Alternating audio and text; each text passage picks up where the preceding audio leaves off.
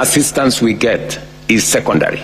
The challenge that I see is that many of the leaders in our continent believe that it is somebody else's responsibility. It should be the World Health Organization, USAID, I don't know who, and all the other friends.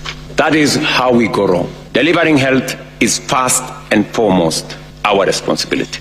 And that's the Newswire. I'm Leah Ubaga.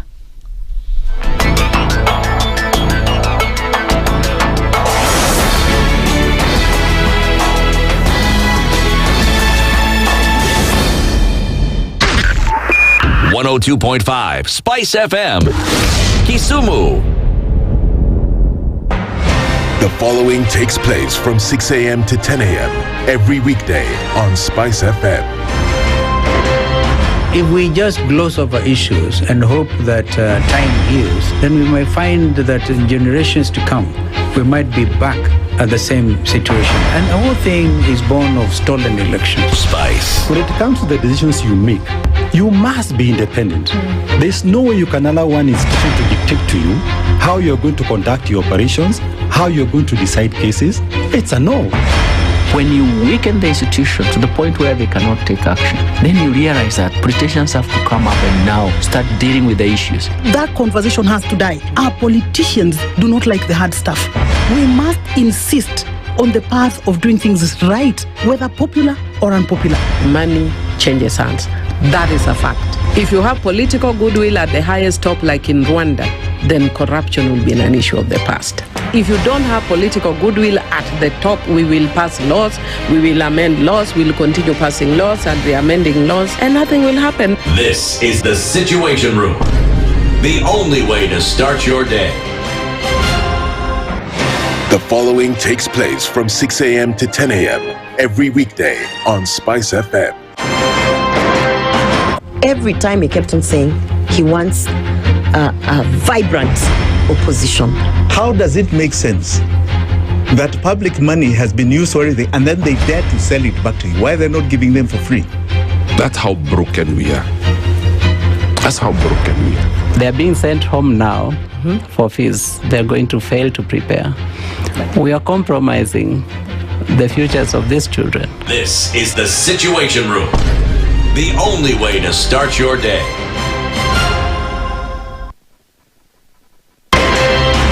Good morning, and I love your show. Thank you. Having come from a Kikuyu radio background, I migrated to Spice because of the content.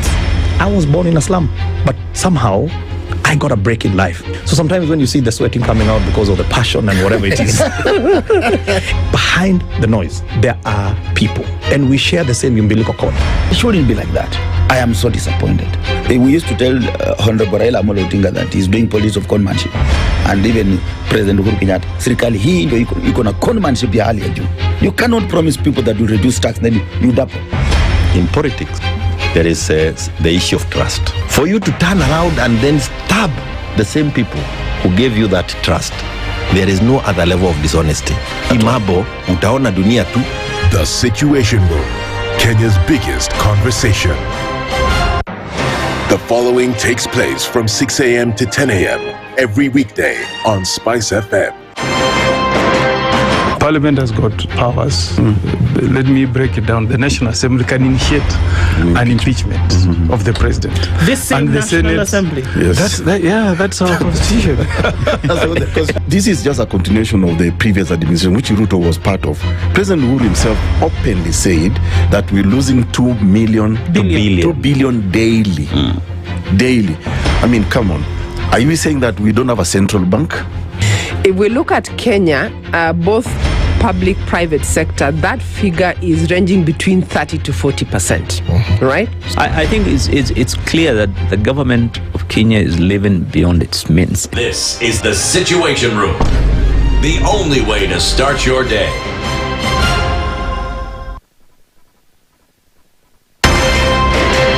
One of the things that are ailing our country is negative ethnicity. You find you as a state officer, instead of thinking as a Kenyan, you think like a tribal person. Let me tell you something. The biggest problem we have had in this country is a leadership deficit. There is nothing that you are going to do in the process of change if you are not a risk taker. So you really have to pursue your vision to a logical conclusion and even be ready to step on people's toes. When it comes to the economy, you can run away with it. They say statistics are like bikinis. They reveal a lot, but they conceal the vitals. And so government people would throw statistics at you and tell you they're revealing a lot of information to you, but it's really concealing the real vitals. We need to get out of that, because when we want to grow our democracy, one basic thing that really requires to be understood by the political class, by all of us, is institutions are critical. This is the Situation Room, the only way to start your day. The following takes place from 6 a.m. to 10 a.m. every weekday on SpiceFM. Baba should disown these experts and say they went there on the, because he keep on telling us that these experts you came from Dubai and you found them there already at State House looking for jobs. Government has to has to introduce austerity measures. It's something that this government and the previous ones have not been able to do in this country. We've talked about it so many times. And really, I think you have seen the modus operandi of William Samoei Ruto since he came in. It's just showbiz. This is the Situation Room, the only way to start your day. The following takes place from 6 a.m. to 10 a.m. every weekday on SpiceFM. Presidency is fairly interesting in the sense that it will actually take us to a new consciousness. Swali zile watu waulizi na swali muuliza na shangala ni aje, kwani huku kunaendaje? 30 billion shillings annually on travel alone in public service. A Kenyan can even demonstrate every single day of his life that Ruto must go. That is the only message of his demonstration. That is his right. That bribe blinds the eyes of the wise and subverts the cause of those who are in the right. This is the Situation Room, the only way to start your day.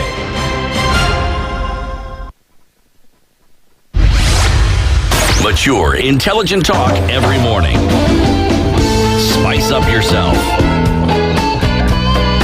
Mornings done right.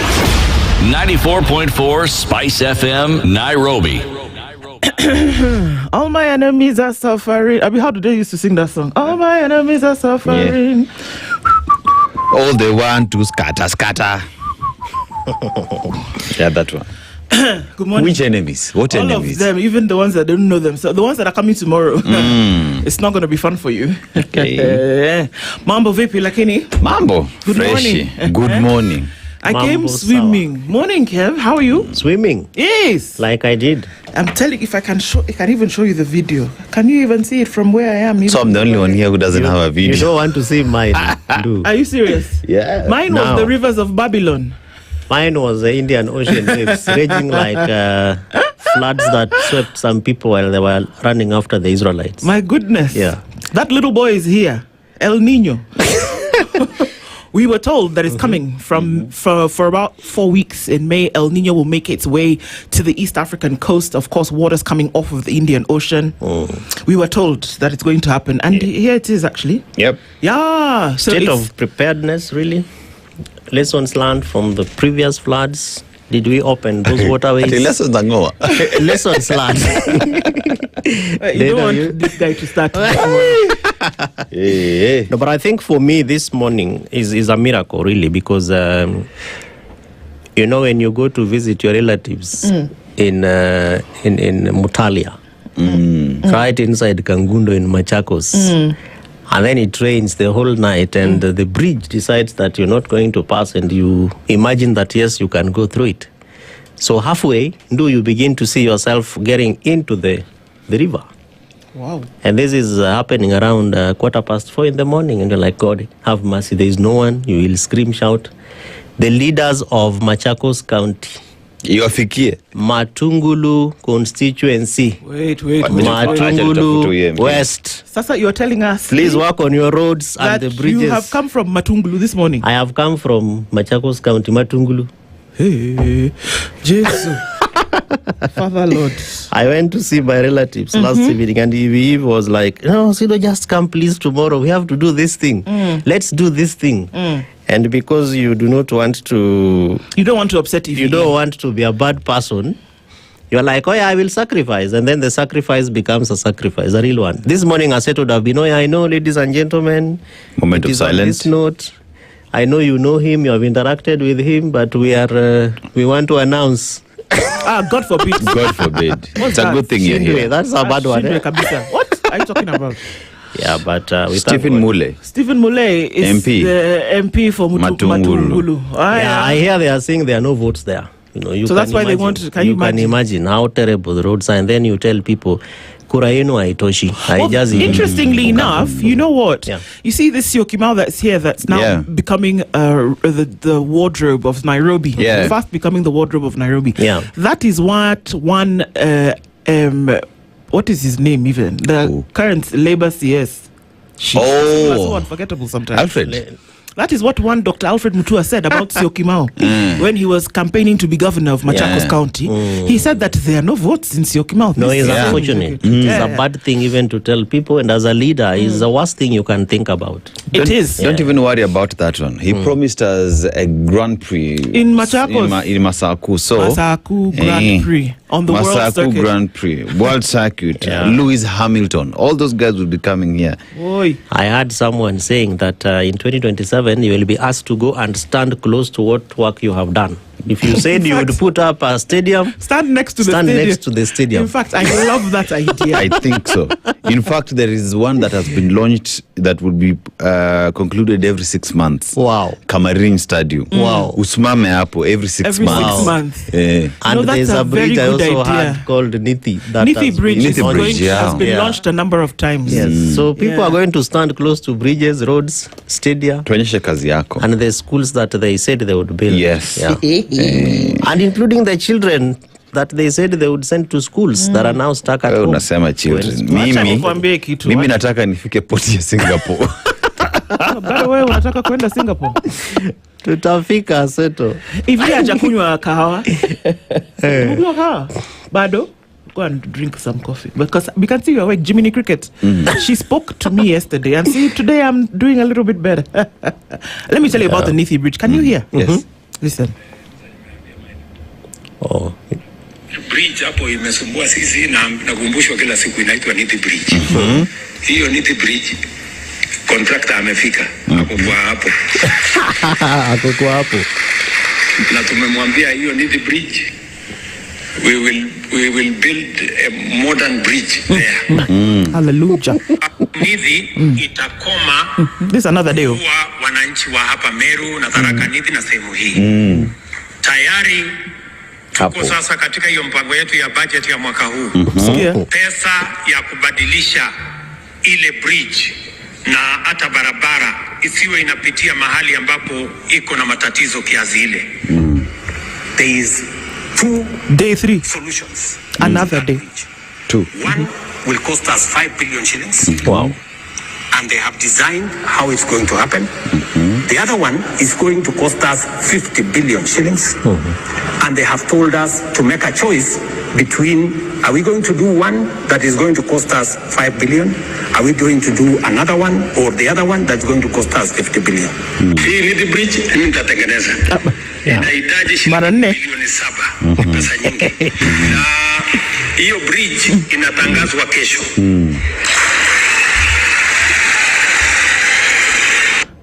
Najua tuko na mpango mkubwa wa Tharaka Nithi. Mara 5. Tukubaliana na nyinyi. Tukasema hii bridge imeleta maafa makubwa katika taifa letu la Kenya. Imetusumbua kwa miaka mingi.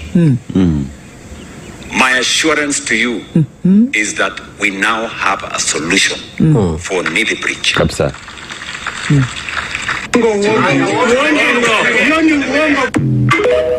Tell you what. Who are those Tell you people what. saying you ni uongo? There is 50 billion that has been mentioned. Yes. There is 5 billion that has been mentioned. There is 7 billion that has been mentioned. A total of 62 billion shillings to construct that road, right? Those are 6 times. The bridge. Yeah. That has been launched 6 times. 62 billion shillings is shy of 18 billion shillings to be 80 billion that is supposed to change Nairobi. Sort of Nairobi. Lakini unatengeneza daraja. Wow. It's making sense now. Daraja ya 62 billion. Yeah. There's a problem, and that is why even as a enhanced civic, voter registration comes to a close today, Dennis and people have to be critical around. Okay, tushachukua kura, tushachukua, ID, etc. Then what? Yes. Yeah. How does that translate to something meaningful? Nithi Bridge. He said it himself, 6 different occasions. The president has told you about Nithi Bridge. I hazard a guess that the bridge is not complete. It's just really. So those are the kind of things that we talk about. I'm not. This is not AI. This is he said this on a number of occasions. And this is just one example. So whether it is that you want to be critical or whether you're just waking up in the morning and saying, well, let me be negative about something, these are words that have been spoken. And I think it resonates very clearly with what at least 2 of us in this room have experienced this morning on what floods can actually do. Dennis gave us stories about how he's got to buy gumboots. He had to buy gumboots so that he can get from his gate to the entrance of his apartment. These are some of the things that we're talking about. Not blaming one suit but saying that you have to start to ask questions about the person at the very lowest level. What is it that they are actually doing? And indeed, if we have to get to the point, it's like when you play Monopoly and you land on a particular place, that icon that you use, whether it's the dog or the whatever, sticks in that place until you stand by your property. Stand by your property. And if you have somebody who is going to be in a particular position and they're not able to stand on business, not able to stand by their property, you have no business putting them back in a position of leadership. It gets as basic as that. Let's not complicate it. Let's not romanticize it. Let's not try to make it sound sexier than it is. No. These are real life experiences. Absolutely. And by then, I just didn't finish that story. It's a real life story. So you hit that bridge, you pass all the way Kangundo Road, you get to Ruai bypass.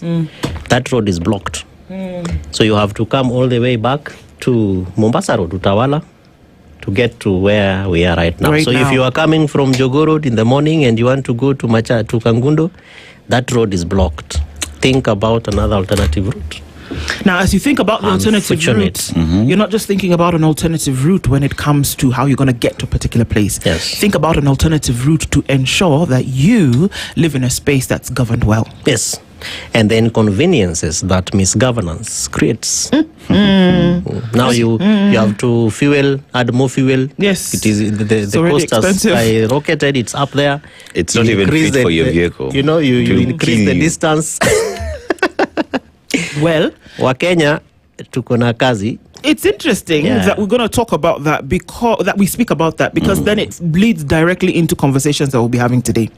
So we've taken a minute to say good morning, but you know what it is? It's Kev, it's Dennis, and in the Situation Room with you this morning. It's Wednesday, the 28th of... It's Tuesday. I have just been taking us very fast. It's okay. Yeah. It's Tuesday, the 28th of April. Yes, correct. Yes. All right, good. 2026. Thanks. Don't say 2036. Where? We shall be there. The Nithi Bridge will have been done by then. Amen. So we have a couple of conversations today. Let's start from our last conversation. It's interesting because the broad-based promise talks about unity. But let's see if unity is being tested by zoning battles. Catherine Omanyo is the Busia Women Rep and the Acting Secretary General of ODM. She will join us for a conversation at 9 o'clock. It'll be interesting to hear what we've got to say about bridging things because, that's where we are. People want to be deputy president. Now, what happens with that in the system which Kenya operates is that if you are the running mate of a presidential candidate and that candidate wins, you become the deputy president. So somebody was asking yesterday, is this person actually voted for? Well, you kind of do. You vote for the presidency. Yeah. And this is made up of 2 people. All right. So the battle for the DP seat 2027, who wields more power? Odhiambo Otieno is going to join us. He's got some points. This you want to hear. And then at 7 o'clock, which we start off closer to here, Abbie Zuena is she's a young woman. She's a political analyst. She's also part of the Linda Mwananchi team. We're looking into the Linda Mwananchi tours, a nod from Baba's bedroom. Did Kisumu mean that, okay, guys, go ye forth and conquer? We'll talk about that as we get into the show this morning. Karibuni sana, everybody, for joining us today. Our audience on KTN, welcome to the Situation Room. It's Kenya's biggest conversation. We're also on your live streams, YouTube, Facebook, and on X. EVE's turning the wheels of steel and getting things done this morning. Thank you, everybody who puts it together. Joy, B, and Mutanu. Everybody, Karibu. All right, we're getting into it, but we went to Equatorial Guinea yesterday. Equatorial Guinea. Osido, so this country we're talking about, Equatorial Guinea, has had a president for the past 47 years. Yeah. Wow. 47 years. It's a country that is rich in oil reserves. But that oil reserve, like a common African story, it goes outside, then comes back, you buy it at exponential rates. They say the economy has potential, not that it's working, has potential because of the resources that they do have. But let's go to the proverb. He who listens builds a house. He who talks tears it down. Wow. I want to quote somebody that I spend many of my hours with every day. I see him more than my family members, actually, in some cases. And the quote is thus: shut up. Whoa. He who talks builds a house. No. He who listens builds a house. He who talks tears it down. Yeah, I think it means... Oh, you want to go first and do? Me, I've already said. Oh, like shut up. So we just shut up, right? As it. So there's a difference between listening and doing and talking and building. Yep. And I think that it's more or less resonates to what we were talking about earlier on. Yeah. Where people will be asked to stand close to the work that they've done. Yeah. So if you're busy working, it will show. People will see. If you talk about what you are doing, you really don't have to talk about it. People will see it. Yeah. But if you just want to talk and do nothing, so you're more or less just allowing us to listen and see nothing. Absolutely. There's nothing you're doing. True. Can I interpret it? Please. Please do. I almost know what you want to say, but shut up. So I'm gonna give it based off what we've just done, right? Yeah. So Neath the Bridge is a conversation piece because many people have died on the bridge. Yeah.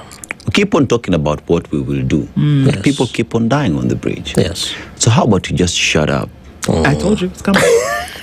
Nah, it's just and how about you just shut up? Tutazoea. Work on the bridge. Yeah. We will not see death. And that will speak for you. Amazing. So kazi yako itakuongelelea kabisa. And I keep saying the lion doesn't strut about the grassland. And anybody who says the king of the jungle is the lion, it's not true, because lions don't like jungles, they like grassland. Anyway, that aside, the lion doesn't strut about telling all the animals in the grassland that, hey, elephant, I'm the lion. Hey, hyena, I'm the lion. No. Can you see me? I am here. I am here. No. They just know. Yeah. Just know. Tower. So when you see the grass moving, you're like, Akopal. Yeah. Time kukimbia. Wow. So Nithi Bridge, let's shut up. And it's not just about Nithi. It's about our healthcare system. It's about our education system. It's about our roads, the infrastructure. We will tell you. It's about our lives. Our food. Will tell you. Yeah. Absolutely. Yeah. It will. Yikes. Citizens' budget is interesting because a lot of times, you know, the people who crunch the numbers are sitting in Treasury. They started this process in September, trying to follow the PFM Act, trying to do all these things. And then they come and tell you, based on what departments have told them, what the budget for the year for the country is going to look like. And so a citizen's budget actually makes sense to me. We talked about this yesterday just a little bit with Wanjiru, and it makes sense. Because you keep going to the people and say, Wangapi wanataka. Okay, see, then you do what wanataka. if the people of a particular area, a particular constituency, particular ward, this is why it is very important that you know who your ward representative is. Correct. And that you then know that this is the person that we want to. It's actually one of the most important roles, but we tend to think that it's because it's a collapsed role, it's smaller, that it's not important. It is actually, in my opinion, much more. It's much more than some of the ones up there. Yeah. So at that point, you're telling yourself, you should, since you have to represent the people, it should be a citizen's budget. Let the people tell you that in Matungulu, we don't have a road. So that should make up what the ward then cascades to the county, what the county now cascades to parliament, what parliament in its oversight role now says, you know what, excuse me, national, we need money here. Yes. So it should actually be a citizen's budget. Not all these people coming and thinking, oh yeah, we need to build 35,000 kilometers of road between. No, stop it. Using the road. No, it's misplaced priorities sometimes. Yeah, and if you look at what you're calling the budget process, so how it is made, you start from a CIDP, the County Integrated Development Plan. It's a plan of very many small things put together, but the small things are not your own things. Exactly. It is the people telling you. Tell you this is These what are our markets, kiosks. Yeah, so we're going to be looking into it, by the way, because everybody comes and says, markets. Yeah, okay, let's build markets. Okay, that's nice. But then, guess what? The market is there, rotting, and people are what? Selling outside the door of the market. So what do... So what do they need? Have you asked them actually what is needed? Yes? So we could go on for days, but we'll do citizens' budget every week, and we'll look from roads to markets to schools to healthcare to education across the board. We'll do that. But let's say a quick hello to you this morning as you're tuning in. Thank you for doing that. Like we said, our live streams are up on YouTube, Facebook, and X. Always a pleasure to have you as you join us in these conversations. And so let's see where you're tuned in this morning. My phone is shouting, but okay, we'll just forgive you, my friend. My phone is a guy, by the way. Just thought my phone is a dude. Okay, so a very good morning to you. Don Sabua, the world is looking for you. Don, are you okay? Talk to us. Peter Kiare says, good morning, tuning from Mombasa. Be patient. Sometimes the wait is longer because the blessing is bigger. Amen. Robert Mbogo tuning from Mombasa this morning. A very good morning to you. And Kasioka, I'm Jambo. To Jumbo. We don't jumbo. Zach OK says, good morning, tuning from Minneapolis. Good morning to you, Karibu Sana. Leo says, hello, Princess Indu Aseto. Yes, say hi to Kev. So after the threats, cajoling and court ruling, UDA officials don't contribute what their party leader preaches every day in and how it is transforming Kenya. Who's fooling who? Walipa ushuru ni kujitegemea. Oh, okay. Na ifikie hizo ofisi zingine zote. Oh, kweli? All right. Wait, leo ulibeba suti? Sawa kuuliza. Sawa, okay. My mind is just like, sorry. Anarusha. Where? It's totally different. Anyway, moving along swiftly, Desmond Oti says, good morning. If court approves compensation, then kuna mtu mahali atarudiana na ex. Guess who? Okay. Kisa Daniel says, good morning to you. Ndian Wakenya Wenzangu, good morning to you. Brilamir says, good morning, Spice from Lower Kabete. Mvua tu, lovely day ahead. Yes, it rained the whole night and into the morning. Folks are waking up to that. And today schools are opening, and there are children who walk to school. And they're going to walk in those areas where it rained the whole night. So please, if you see a child going to school and you are in a position to help this morning, please do. Please do. Citizens' budget. Yes. Please go to these students and ask them what they need. Perhaps buses to ferry them to school. Well, good morning from Nairobi, says Pan-African Kenyan. My prince says, good morning, family. Good morning to you. Our president needs a translator to understand Nigerian English. Naso Dentoko. Nigerians have responded by saying they too need a translator to get what he's saying. I bet you should leave that thing, Joe. Erica War says, good morning. Mwaka Luhimbo says, good morning, family. Hukudar, it's raining and it's cool. Have you heard about 29th October report? Tell us what that is. Bishanga says, good morning. Producer, wanatafuta Jimmy Wajigi. Sasa Mimi, I've passed the message. Don't shoot the messenger. I've just told you what they've said. She knows why I'm telling her. Guchu Ogembo says, good morning, Team Spice tuned in. Bernard Nyaberi says, good morning. While you were away, the two gentlemen became the CEOs. So Ambia Aseto to follow us. Osido. So it's Aseto and Osido. Sio Aseto na Oseto. They're always looking good in suits. Wait. I hear there was one day you were killing them. But stepping on their necks. It's good to have variety as well. You were stepping on their necks. CEO. Yeah, that day we were CEOs. You were doing the thing proper. CEOs, just that from here, Aseto is going for some. Today I'm in Silicon Valley. You get me? He's going to inspect the bridge. The bridges that have had issues. Today I'm just working behind the scenes. I'm making apps and whatnot. BTS. Silicon Valley. But you don't say. Totu Amigori. Jennifer Atenyi says, good morning. Ndu and Mr. Osido, Aseto. Good morning, tech team and Spice family. Ndu, Aseto and I are fancying chocolate color this morning. Yoni nini sasa, Jennifer? Please explain. Hey. Warega says, good morning, tuning from the North Coast. Good morning to you. To do or not to do, there is no try, says Young Jedi Kabisa. Rafari Red says, good morning, Ndu, Aseto and Osido. Hey. Warega says, Aseto, ise puonjo ndu doluo. Did I speak it correctly? Yeah, you did. I don't even know what it means. Was I insulting myself? No. Do you know what it means? Absolutely not. I just thought the fact that you read it shows that I have been teaching her.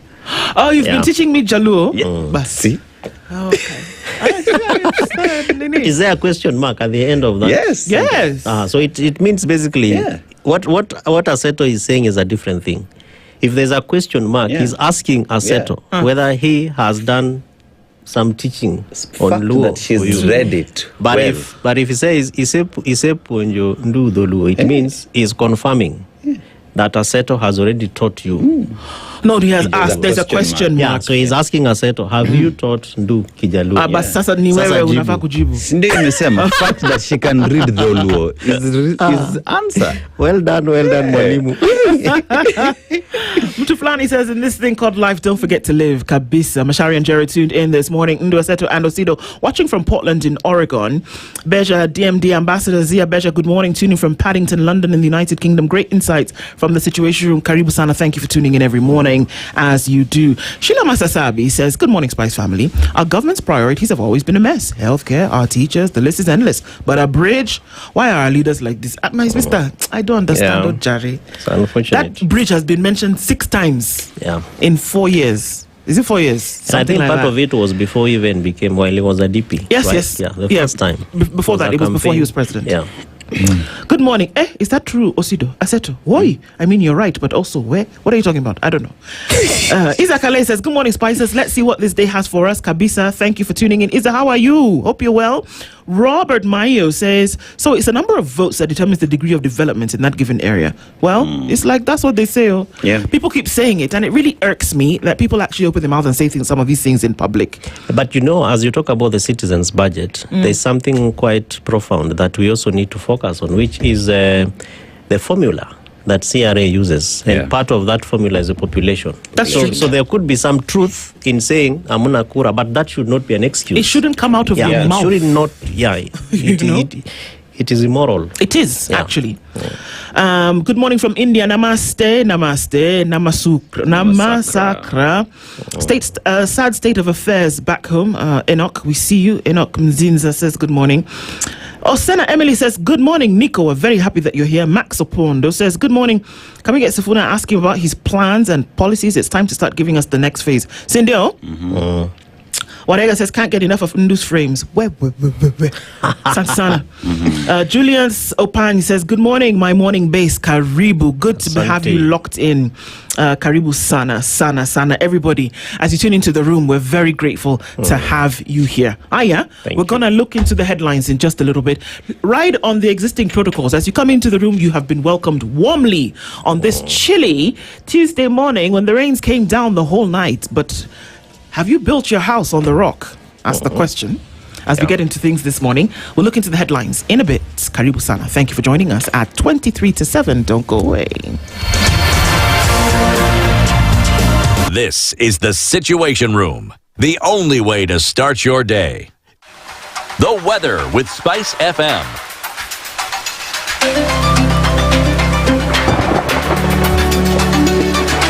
All right, so we're going to see rainy conditions in Nairobi still into the morning. Cloudy through most parts of Tuesday at 16 degrees. We'll see a high of 24. 15 and cloudy into Nakuru. And light rain in Njeri this morning still continues. It's 20 and cloudy into Kisumu.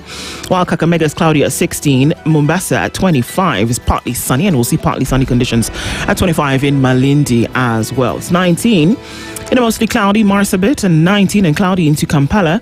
Partly sunny at 24 in Dar es Salaam. Some showers this morning as well. Mostly clear at 10 degrees in Johannesburg, while it is cloudy at 27 in Lagos. It's 10 degrees in London, cloudy conditions through Tuesday. It's 18 and sunny in Beijing and 11 degrees and clear in New York.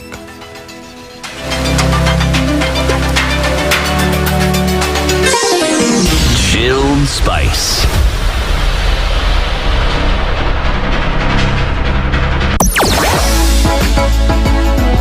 Sugar and spices, everything nice. SpiceFM. Spice up your life. Traffic.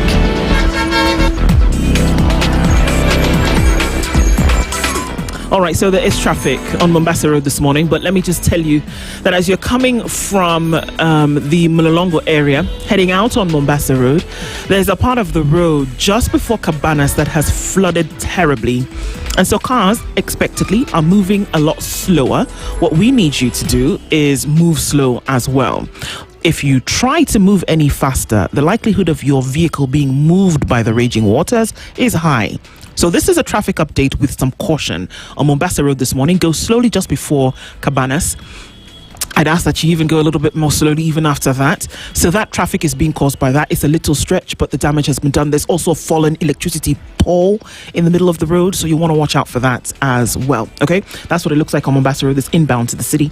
There is some traffic on Jogo Road also. We're seeing some waters there on Landis Road, heading out towards Haile Selassie, and it's busy at the Pangani underpass as you head out into the CBD. We'll take an update later about what traffic looks like, but for now, be safe. Fog lights up, folks. You're going to need them this morning. Let's talk SpiceFM, KE on X, hashtag The Situation Room.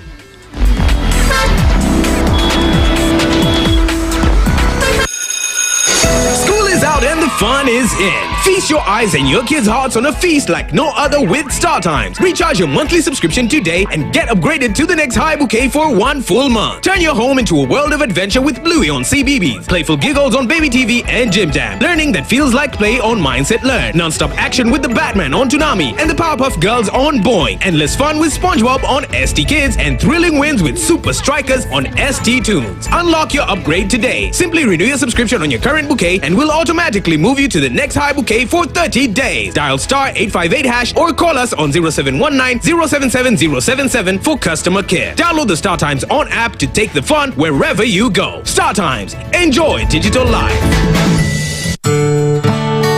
Vaccination is one of the most powerful ways to protect our children, our families, and our future. From birth, vaccines begin building a shield against dangerous diseases. The BCG vaccine protects against tuberculosis. Polio vaccine guard against polio. The pentavalent vaccine protects against diphtheria, tetanus, pertussis, hepatitis B, and influenza. PCV protects against pneumonia. Rotavirus vaccine prevents severe diarrhea. Vitamin A strengthens the immune system. Measles rubella vaccine protects against measles and rubella. Yellow fever vaccine protects against yellow fever. And typhoid vaccine protects against typhoid. While the malaria vaccine helps reduce malaria in children. For adolescents, the HPV vaccine protects against cervical cancer. And the TD vaccine protects both mother and baby against tetanus and diphtheria. This World Immunization Week, remember, for every generation, vaccines work. Ensure your child and family receive all recommended vaccines on time. Vaccines are safe, effective, and available at your nearest health facility. This message is brought to you by the Ministry of Health and partners.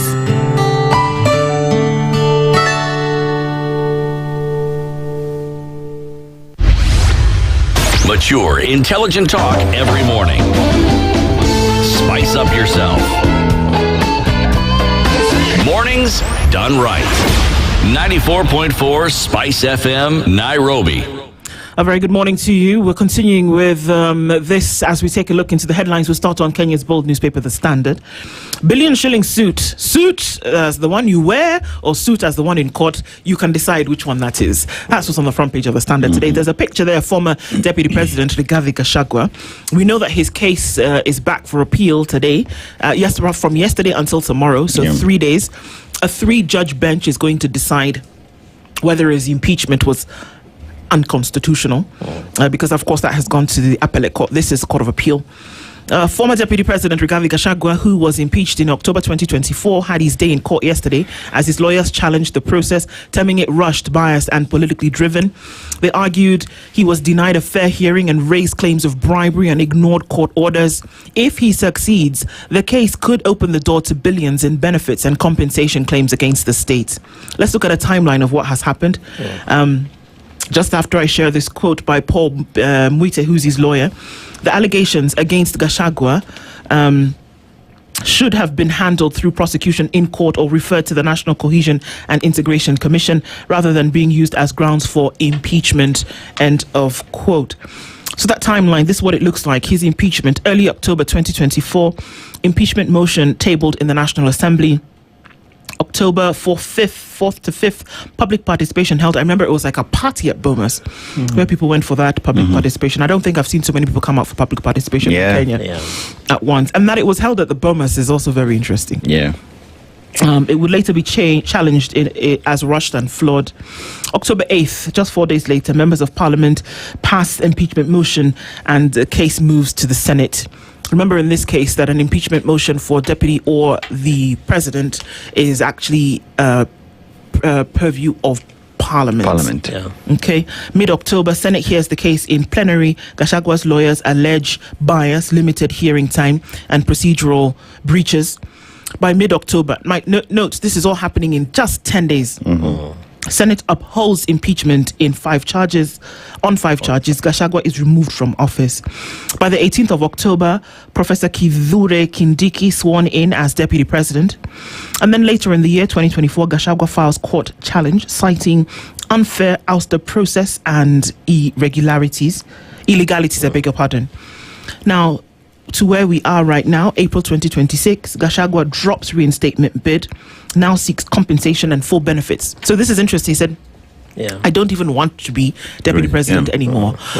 There must be acknowledgement that I was illegally and unconstitutionally removed, impeached, and what I want is my benefits as well as compensation for the, pain that you caused me. So what's ongoing? So it's not the Court of Appeal, sorry, it's the High Court.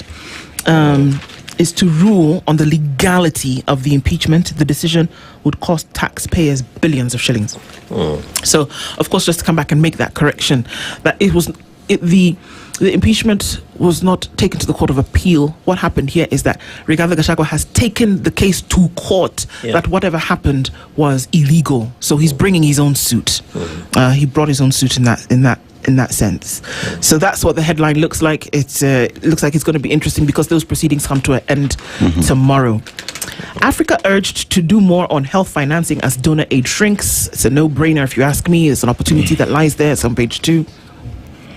Bola grandchildren win estate war against their uncle. He's a prominent rancher in Ruruti in Laikipia. So that's been going on for some time, and the grandchildren seem to have gotten control of the estate. So, of course, the Gachagua case is again carried on page 4, where judges hear claims of rushed and biased impeachment. It'll be very interesting to see, as those proceedings come to an end tomorrow, what the decision will be. Parents squeezed as school pile on additional fees. This is not fantasy. It is not Alice in Wonderland rendition. This is actually the case.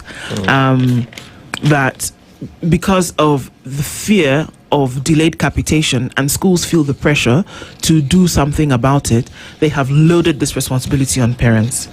And actually, in a couple of WhatsApp groups, and parents are asking, come on, you guys, some of us have sponsored children. And in a year, they already know that they're going to give us this money for our children to go to school. What are we supposed to do? We're bringing children to school today. What are we supposed to do? COB6, strict control of sovereign fund. Okay. Once an ODM fortress, Coast now is up for political grabs ahead of 2027, is what is being looked at. Kenya Kwanzaa's Jekyll and Hyde rule. Bold vision, broken execution. This is in an analysis today by Dennis Kabara, who's a management consultant. You want to get your copy of that to have a look into today. The Financial Standard is what is in the pullout today, and it is Tuesday.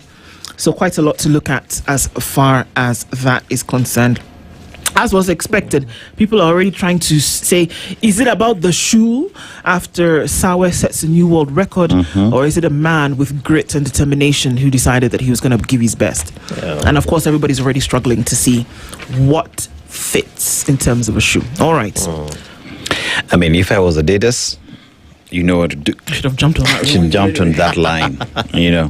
But let's go to the Daily Nation. So we'll start with the headline there. And Gachagwa's U-turn. He argues hurried impeachment proceedings saw a House resolution sent to the Senate at night. So that is the same story that has been picked up in other dailies as well. But as well, there's that story on Sebastian Sawe, super shoes and supersonic marathon speed. And once again, we say congratulations to the man for a job well done. And the governor wanted by MPs over suspect 14 billion shillings payout. 14 billion. So Kakamega Governor Fernandez Barasa is among former executives of the Kenya Electricity Transmission Company, KETRACO, wanted by MPs to answer questions on irregular payments of 14 billion shillings in way leave compensation. The National Assembly Public Accounts Committee wants Barasa to respond to queries raised in an audit, including inflated payments. So that is there for the governor to go and respond. So UK pursues fraudsters hiding in Nairobi. So Shah operated in tight-knit business and social circles, leveraging trust among wealthy associates and financiers. That is a subhead. And when I say Shah, it is S-H-A-H. Si Shah yenu. There is a name of somebody. Shah. So he's been operating, I think, and stealing from Kenyans and pretty much other citizens of the world as well. Sorry. Yes, that one. Like yes, Shah. Like Shah. Yes, so there is an interview on Professor Munavu, final reflections on education. He passed on. The world as well just paid homage to a man who did so much for the Republic. And family seeks to secure release of Kenyan driver held by ICE. ICE Nile Maju, US. You know those border patrol agents? Gunzauko.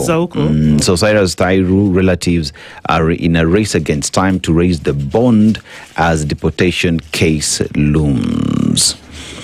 Gachagua now goes on for a huge payout in impeachment case that has been followed up in page 4 as well. And raised health budgets, African nations have been urged. So Africa Center for Disease and Control and Prevention Director General Jean Kaseya says Africa must invest in its systems, trust its own solutions, and work together to take full ownership of its health agenda. He acknowledges progress in health security and local manufacturing, but said that more can still be done. So what we're talking about here is fact that when it comes to addressing health, local problems, local solutions. And I think that's the way to go. That's the way to go. If it's about going into research to medicine that you're consuming here in the continent, let's do that research on ourselves and develop medicine that suits us best. You could look at the stars. Thank you. So on the Star today, Tuesday, April 28th, Kenya's nuclear energy ambition takes off in Siaya. So this is about government's intention to increase production to 10,000 megawatts in 7 years. And there's a story there on page 4 to 5. You can have a look at it. The front page talks about the nuclear energy ambition that is taking off in Siaya. And on page 2, we have push to enlist students for IDs raises legal questions. So the LSK has echoed these concerns, warning that obtaining personal data from minors would require explicit parental or guardian consent, an obligation that may be difficult to fulfill consistently within a school-based framework. So that's about a bill that has been sponsored that talks about 3 million school-going youths who are eligible for vital documents each year. And there is a photo there of Albert Kitio, Secretary of National Registration Bureau, who has warned that collecting biometric and personal data from underage children may violate the law. As we talk about health, again on page 2 of the Star, there is an issue about drug resistance where Kenya makes major changes to the way malaria is treated. So a story by John Mushangi that says Kenya will introduce a new malaria treatment approach from October to curb drug resistance and preserve the effectiveness of existing medicines. So health officials say that the country will begin implementing multiple first-line therapies, MFTs, a system in which more than one approved malaria treatment is used across hospitals and health centers rather than relying on a single standard drug.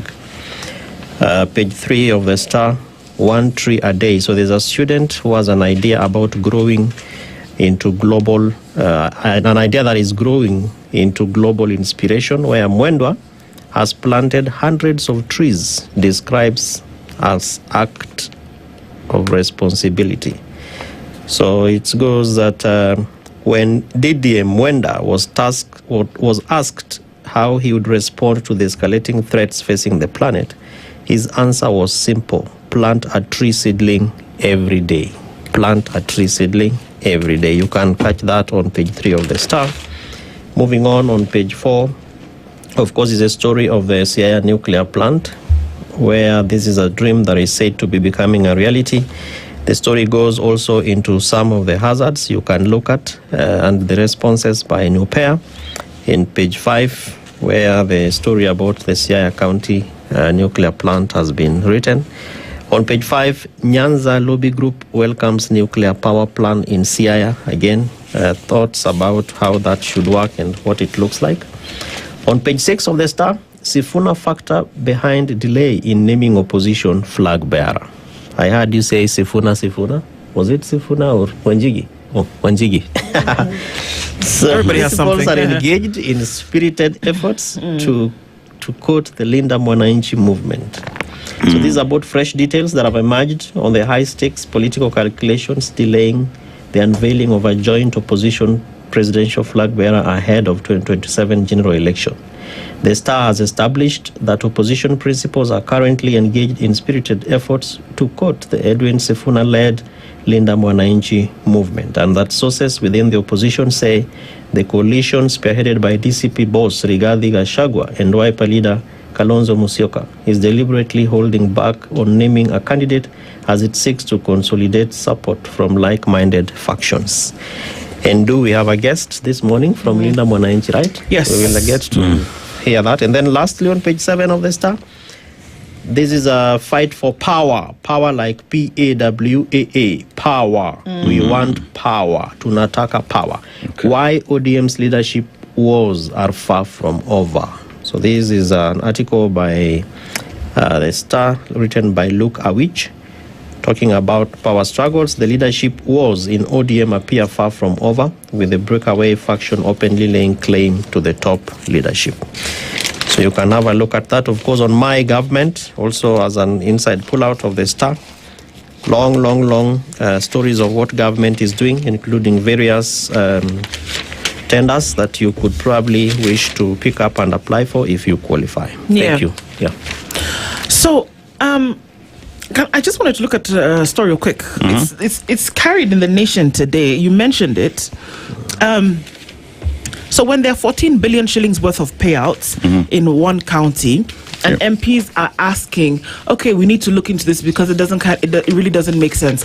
I'm concerned about the fervor with which this is going to be gone after. Kakamega Governor Fernandez Barasa is among former executives of the Kenya Electricity Transmission Company, KETRACO, wanted by MPs to answer questions on irregular payments of 14 billion shillings in way leave compensation. The Public Accounts Committee of Parliament says Barasa is to respond to queries raised in an audit, including inflated payments. And it sounds like, you're run-of-the-mill thing. You come, you answer, tell us what did or did not happen. But then beyond this story, what happens really? Is he going to be called? Will he answer? If he's if he gives a satisfactory or unsatisfactory response, then what happens after that? Because we have report after report after report about how payments are irregular. Somebody's called to answer, but then what happens? Because somebody comes and then explains, does it cease? That does the irregularity then of those payments then cease? Does it stop being irregular because I showed up to say, well, 1 billion of those 14 billion shillings we had to kind of pay out to somebody because we were late on what? Then does it make it less irregular? This is sad, and I think part of it, Ndu and Aseto, is our auditing system, where for years we have been lagging behind for 3 to 4 years. So when Parliament is looking at the Auditor General's reports, there are reports that are a few years behind. Of course, right now a lot of work has happened, and I believe that we are not doing as bad because there is enhanced staff capacity and systems that have also been inbuilt in government. But the backdrop of this is that you have somebody who is a former managing director who is running for governor. But you have questions around 14 billion. So at what point do you get cleared to run for governor? This is it. And a governor is a county chief responsible for billions, hundreds of millions of resources. You know? It's a question where if you have doubt or questions on you, right? Do you run for office as you clear your name? Or do you stay outside office as you clear your name? And once you're cleared, then you can run for office. Remember, we need to make it so clear. Justice Lynn Gogi gave a ruling on this thing, and she actually dealt with a number of people. I believe Ferdinand Waitito, Michael Mbuvi Sonko, questions about Evans Kedero, and she said, in the time, according to her ruling, now whether people have adhered to it or not, or decided to toss the thing out the window, she said, if you are under investigation, then you don't access your office. True. Period. She said it very clearly. I think it's a good, again, set or lesson learned as we head to the next election, that people who have questionable issues, people who have NYS 1, NYS 2, concerns that Kenyans are still asking and wondering over, we need to tighten that belt. Absolutely. Stop people. They will look at Article 90 of the Constitution that says you are innocent until proven guilty, and you can access all the appeal mechanisms. We need to change that law. That's true. And 14 billion is not kidogo money. It isn't. What can need to do? Nithi Bridge. And it's at Nithi Bridge. It's 7 o'clock. Spice up your life. The latest news from around the world. 94.4 Spice FM.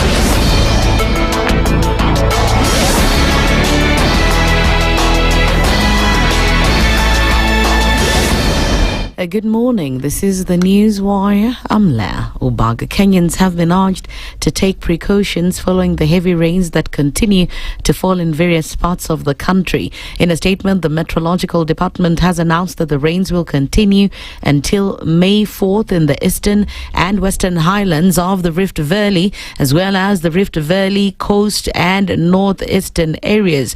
The department has warned that some areas may experience heavy rains for short periods, which could cause flash floods, increased river levels, and reduced visibility on the roads. According to the department, mountainous areas, especially those around the Aberdare Ranges and Mount Kenya, are at high risk of landslides due to the rains. Drivers have been urged to be cautious due to poor visibility on the roads, while residents of lowland areas and those at risk of landslides are advised to move to safer areas. Areas that will experience rain include Turkana and Samburu, Kisumu, Siaya, Homa Bay, Kisii, and Kakamega, Nakuru, Baringo, and West Pokot. Nairobi, Kiambu, Murang'a, Njeri, and Meru are also listed as at risk, along with coastal counties such as Mombasa, Kwale, Kilifi, Lamu, and Tana River, as well as Garissa. There is a need to innovate health systems in Africa to transform healthcare delivery across the continent. Speaking here in Nairobi, President William Ruto noted that Africa has over 25% of the global burden of disease, but contributes less than 3% of global health expenditure. We remain heavily dependent on external supply chains for essential commodities such as medicines and vaccines, we produce less than 2% of what we consume. At the same time, despite the dedication and resilience of our health workers, the density of our workforce remains significantly below global benchmarks. This imbalance is neither sustainable nor tenable. It calls for a decisive and deliberate shift from fragmented piecemeal interventions to a comprehensive and system-wide transformation. The president also stressed the need to invest in digital healthcare delivery, saying that digitalization enhances transparency, accountability, and improves healthcare delivery by ensuring timely access to critical information. Through sustained investment in digital health systems, we are integrating data, improving transparency, and enhancing decision-making, recognizing that effective health systems depend not only on infrastructure and personnel, but also on reliable, real-time information. Digitalization is not only enhancing efficiency in service delivery, but also promoting fiscal accountability, particularly in the context of shifting global development assistance landscape. And finally, former Deputy President Rigathi Gachagua has now emerged with a new legal strategy in his fight against impeachment. In a surprising move, Gachagua has withdrawn his request for reinstatement and is instead asking the court to rule that the entire process of impeachment was unconstitutional and void. Gachagua is also seeking compensation and benefits for his 5-year term as Deputy President. The question, if this court agrees with our submissions, of the unconstitutional impeachment. Number 2, payment of the remuneration he would have otherwise earned, plus, of course, all the benefits as per the law, plus damages. Finally, for the period of 2.5 years that His Excellency Rigathi Gachagua served as the second Deputy President of the Republic of Kenya, it is our submission that Article 151 is fully applicable, and I invite your Lordship and your leadership to have a look. Through his lawyers, he also says that Kenya Kwanza was created on the basis of shareholders benefiting.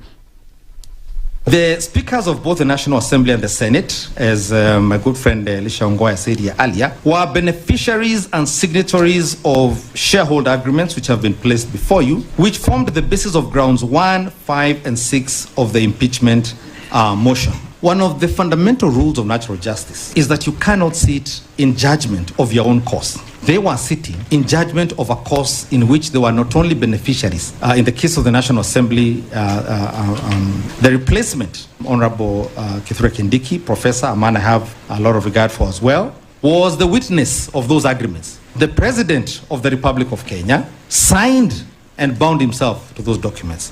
And when the Deputy President, elected on the basis of those shareholder agreements, insists that those agreements must be complied with, he's called a tribalist and he's impeached. That's the News Wire. I'm Leah Ubaga.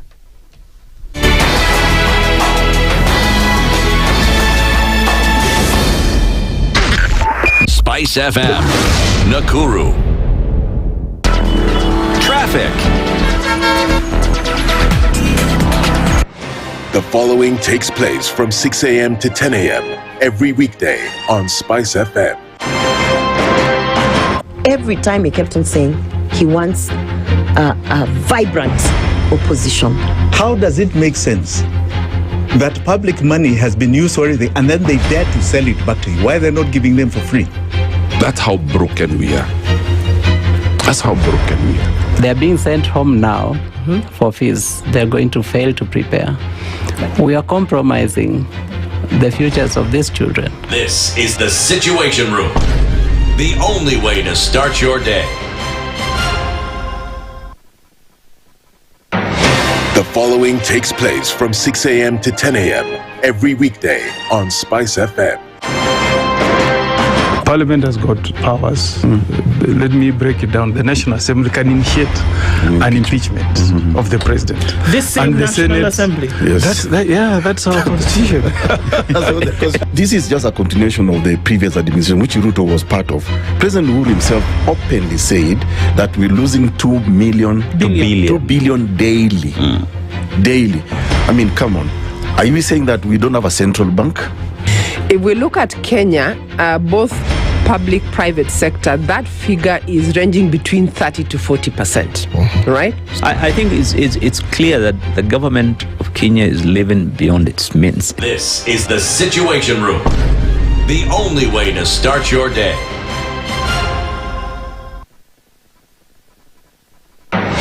The following takes place from 6 a.m. to 10 a.m. every weekday on SpiceFM. I am also a publicly elected official. Okay. My salary is paid by your taxes. Yes. So if you need me to answer questions, we will not run away from you. Asante, we will always be here. The government itself is engaging in corrupt practices. That the government itself deliberately schemes to influence through bribery members of parliament. You pay for a passport online. Alafu you're told there are no booklets. I rebuke matters corruption because corruption has brought this country to its knees. This is the Situation Room, the only way to start your day. Mature, intelligent talk every morning. Spice up yourself.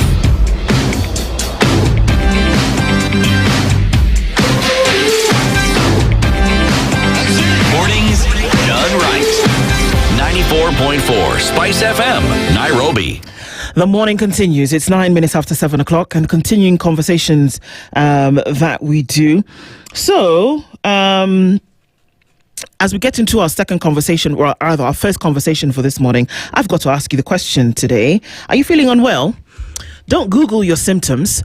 Don't say that, okay, well, let me just see if I'm feeling a certain type of way. If I put it in the search box, what will it actually give me? We're telling you today that you need to find a trusted health provider near you, healthcare provider near you.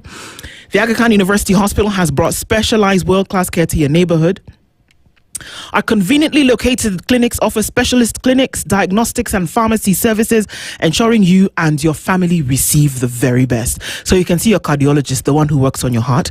You can see your pediatrician, the one who works on your children. You can see your gynecologist, the one who works on women's reproductive health. You can see your family physician, who can deal with, a host of things. You can see your surgeon when you need to get cut up for something. Your diabetologist, it's a no-brainer, as well as your gastroenterologist to see all those, you have PBS and all of these other things. See somebody about that. As your neurologist, and you can see somebody who deals with the nerves and also what's going on in your mind. You can also see your pulmonologist, and I have no idea what that person does. I have a feeling that has something to do with blood. Pulmonary, something there. And so I guess understanding of that language, that it has something to do with that. Okay. So all of these people, you can get to see them, whatever the case may be. And you don't have to travel all the way to one center.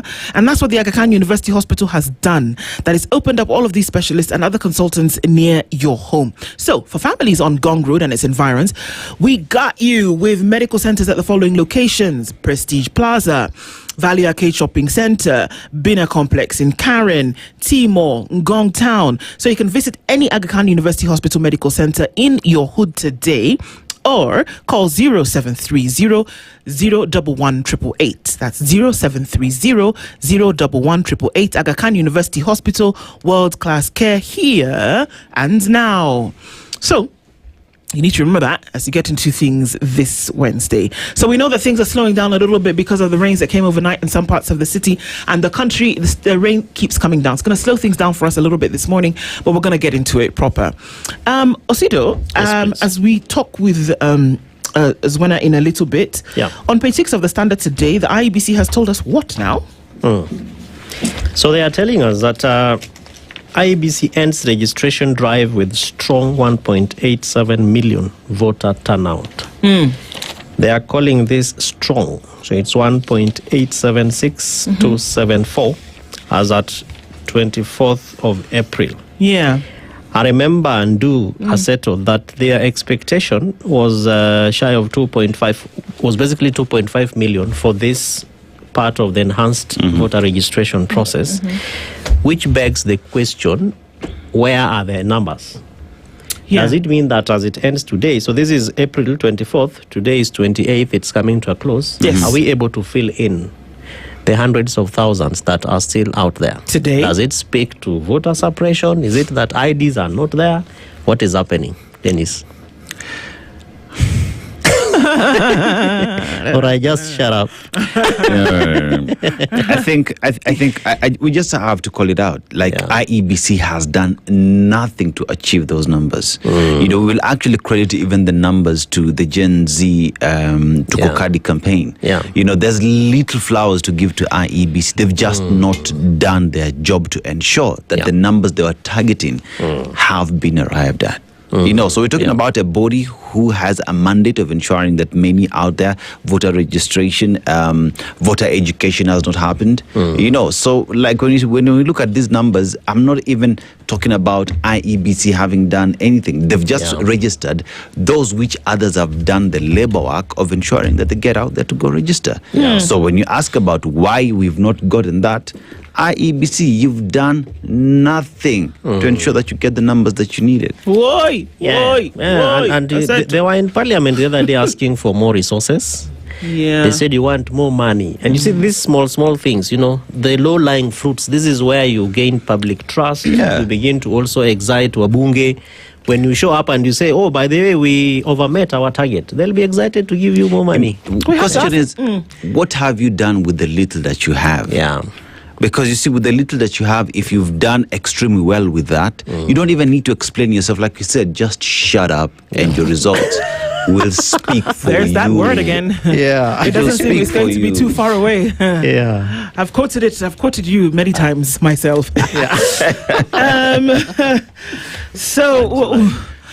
Indeed.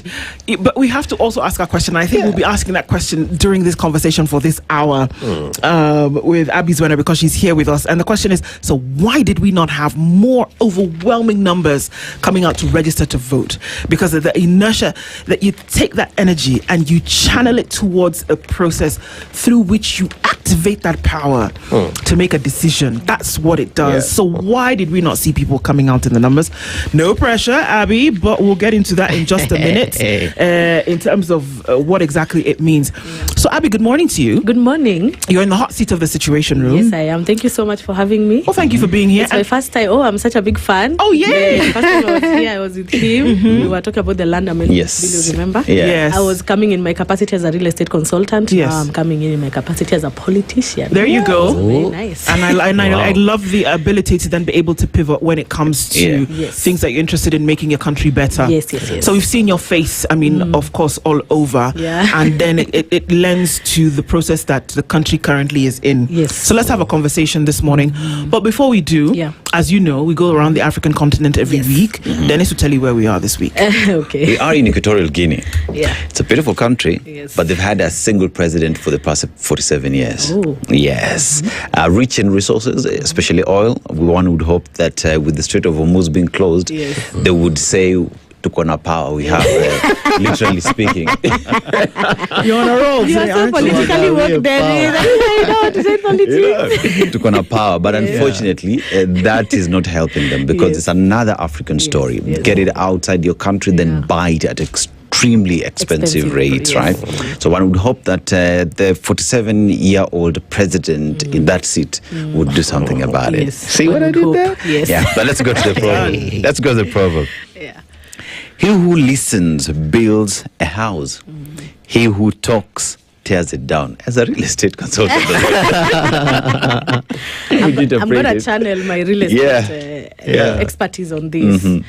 And say that even when we are always just sitting down with clients and trying to understand what their needs are, it's always more, productive when you first listen to the needs of someone based on how because they know what they want in that home. They know, the woman knows what they want in that kitchen, what they want in their bedrooms and so forth. The man knows what he wants in, the sitting area, the man cave area, and so the parking area, because they are very sensitive about those things. So when you listen more, you're able to just come up with a product and a home that accommodates the people that should ideally be living there, instead of doing the vice versa, building a home and then trying to force it down people's throats, like the affordable housing. And that's why they are struggling to sell this product out there, because they just did it and then they're like, come and buy. And so even in leadership as well, and in the political space, listening to people, listening to Kenyans, because they do have the solutions. They do know what this country should be all about, and how governance should be done, and how leadership should be, implemented, vis-a-vis just doing something and saying, we've done this and we've done this and we've done this. If you've done something, you don't need to tell people you've done it. They'll feel it. Really? It's like a secret. Kibaya chajiuza, kizuri chajitembeza. Simple as that. These things are not complicated. What I say, we even wait a bit before you start. Okay. Yes. So let's look into Linda Mwananchi and the tours that have been going. So it started off in Kitengela. So Kajiado County saw a little bit of that. And when it caught like wildfire. And then went from there, we've seen other cities, Mombasa, Nakuru, Bungoma, and then most recently Vihiga and Kisumu, arguably some of the largest numbers in terms of turnout that we've seen. But what does this mean? And I asked that question deliberately, that it can be people were coming from different parts of the country to attend these rallies. But let's make a connect directly to what the IEBC is telling us. That they've rounded out this voter registration exercise with 1.8 million strong, very strong, yes. According to them, yes, so let's just take the numbers and that demographic before we get into the deeper thing of what it could actually be. That we see people coming out. Is it possible that everybody who comes out for those rallies is already a registered voter and they're just trying to bring the numbers out? Or do we see people attending the rallies are caught up in the hype. In the hype of the atmosphere at that moment, but are not really taking that and translating it into change? First and foremost, I want to just give a big shout out to Alan Ademba and what he has done, because he was clearly the face of ensuring young people are coming out to vote. The 1.8 million, who literally a credit to Alan Ademba and his team. And I participated in a few series of Tukokadi to just support and ensure that young people are understanding the importance of this conversation we're having. But as Linda Mwananchi, we have also had conversations about the 8 million voters that didn't wake up to vote in 2022. We are more, keen on that number. And even as we go to our rallies, we are having conversation to politically just make sure they are awakening up and ensuring that they are understanding some of the issues that they are currently going through in terms of, very bad economic status of the country, not having cash flow, circulating into the economy, poor healthcare services, the education system literally on its deathbed and so forth. And so we have always been keen, and this is something our principal, Senator Edwin Sifuna, has been keen on, re-emphasizing to us that we need to understand why these 8 million people did not wake up to vote, and we need to see how we can ensure they wake up to vote in 2027. That would ideally bridge any gap we are trying to fetch out there by getting all these other people to come up and register as voters. Because then it shows...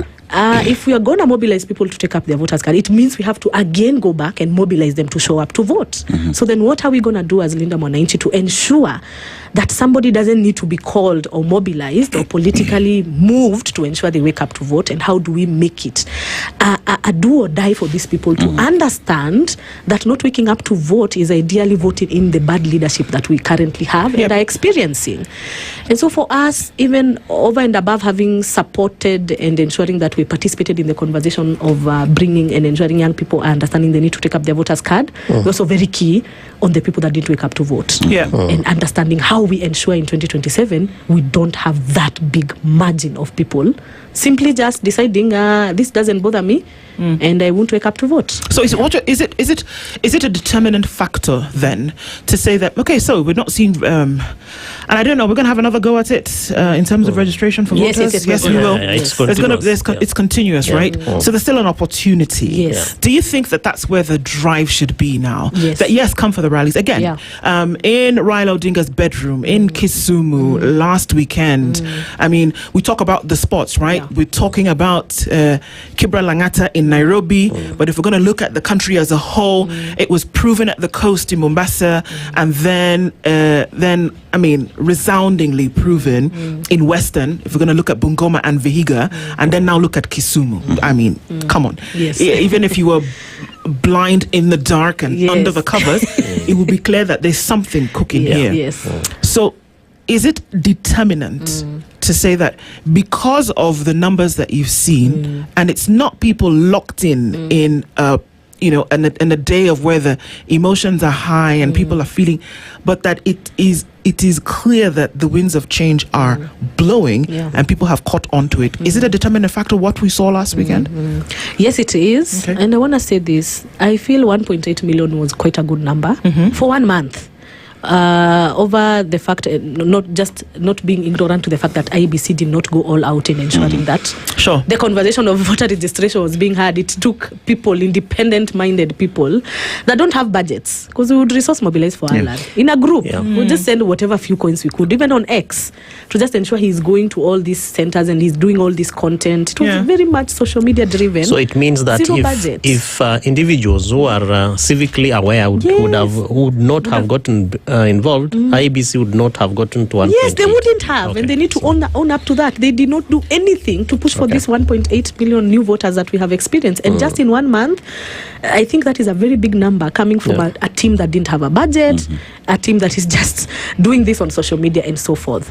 Back to your question, I'm happy that the Linda Mwananchi team did not come and try to take over the Tukokadi initiative by Alan Ademba. They allowed him to thrive and push for his numbers. I think the next stage that we are going to, politicians are going to be very involved, because they also have to go out there and look for these numbers. Yes. And it is also for us as Linda Mwananchi, it's very important that young people understand they need to take up their voters card, and for us to understand how many people have taken up their IDs, how many people then have registered amongst this 1.8 million, and how many are still pending, and how do we get them to take up their voters card, and why, and what reason are we giving them? We are happy that our rally, 80% of the people who attend our rallies are young people. And you can see even in our videos, they are always showing up their cards. We've been intentional to ensure even we are pushing those conversations in our rally. You'll see Babu, we know Edwin Sifuna say, Mukona kadi. Anybody who shows up their card, they're like, Kujapa, take something. A tip. I know, a tip, just to show you this is the conversations that we are gearing up to. But we couldn't have gone all out in the same space when Alan Ademba was doing this, because we also understand the feeling of hijacking somebody's movement. We are young people being led by young leaders. We understand the frustration of people coming up and taking up your idea and running away with it, and doing it in ways that do not align with the young people's vision. Because Alan Ademba has been very clear, he did not want politicians to jump onto it. No, he didn't. He didn't. And so it would have been very unfair for us to just have, and we could have done it, called him on the table and say, we want to do this, we are going to do this. Other politicians did it, we saw it, we saw how he reacted to it, and so we needed to just let him do his thing. But the next phase of voter registration, everybody's going to be on board, including us as Linda Mwananchi, to ensure where are we getting these numbers. Are our young people who are attending rallies understanding they need to be registered voters, so that we go to the next phase of kuchukua kura. After kuchukua kura ni kupiga kura na kulinda. Kulinda hapo kwanza, hapo ndio tutaendelea hiyo maneno. Because even our key message ni kulinda mwananchi. Utalinda aje mwananchi kama huna kura, kama utokelezei kupiga kura, na kama hutakaa kwa polling station kuhakikisha kura haijaibiwa. Because those are the other conversations that we will need to have. And if there are people that are going to guard these votes, it's young people. We have the phones, the power banks. We don't sleep. Sisi watu tunananga sherehe the whole day, tunaingia sherehe nyingine. So we have to understand how to do a whole polling station sherehe campaign, so that young people don't leave polling stations, and we can demystify these fears of ataiba kura, kitu kama hiyo. Who is stealing where? Which votes are they stealing? They don't have them. We've been moving around the country. We know. We can feel what the ground is saying, and it's purely this government needs to go.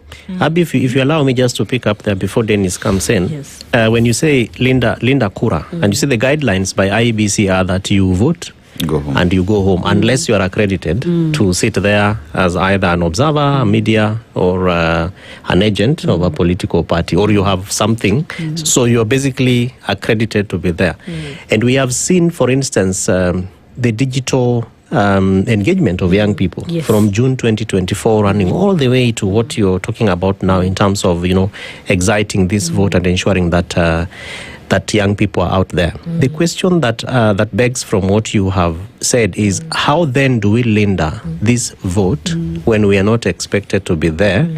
But then you look at how IEBC has perennially done its even announcing. So it's done at the tallying happens and then people group somewhere in a constituency office. What are the plans to not flood physically polling, the tallying centers? Because if you have 10,000 youth in a center, surely even the returning officer will be overwhelmed. But are there plans to do it differently, and how can we achieve that? I'm going to say this. Following the by-elections that we've experienced, the IEBC has not been fair in ensuring that people vote and go back. Actually, we saw polling stations being attacked, even torched, and then funny results were being presented, like the Mbere North by-election. And so what has the IEBC then proven to Kenyan, especially young people? We are at a space where we cannot guarantee a free, fair, verifiable election. Transparent processes of this election. And if there's one thing that the young people are saying is that in 2027 you cannot mess with this election. It's as emotional as it can get.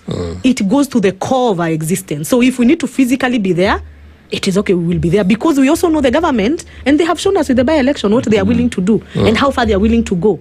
In our own rallies, we have had to have this rule: one goon, you allocate one goon to 10 mwananchis. I'm not kidding.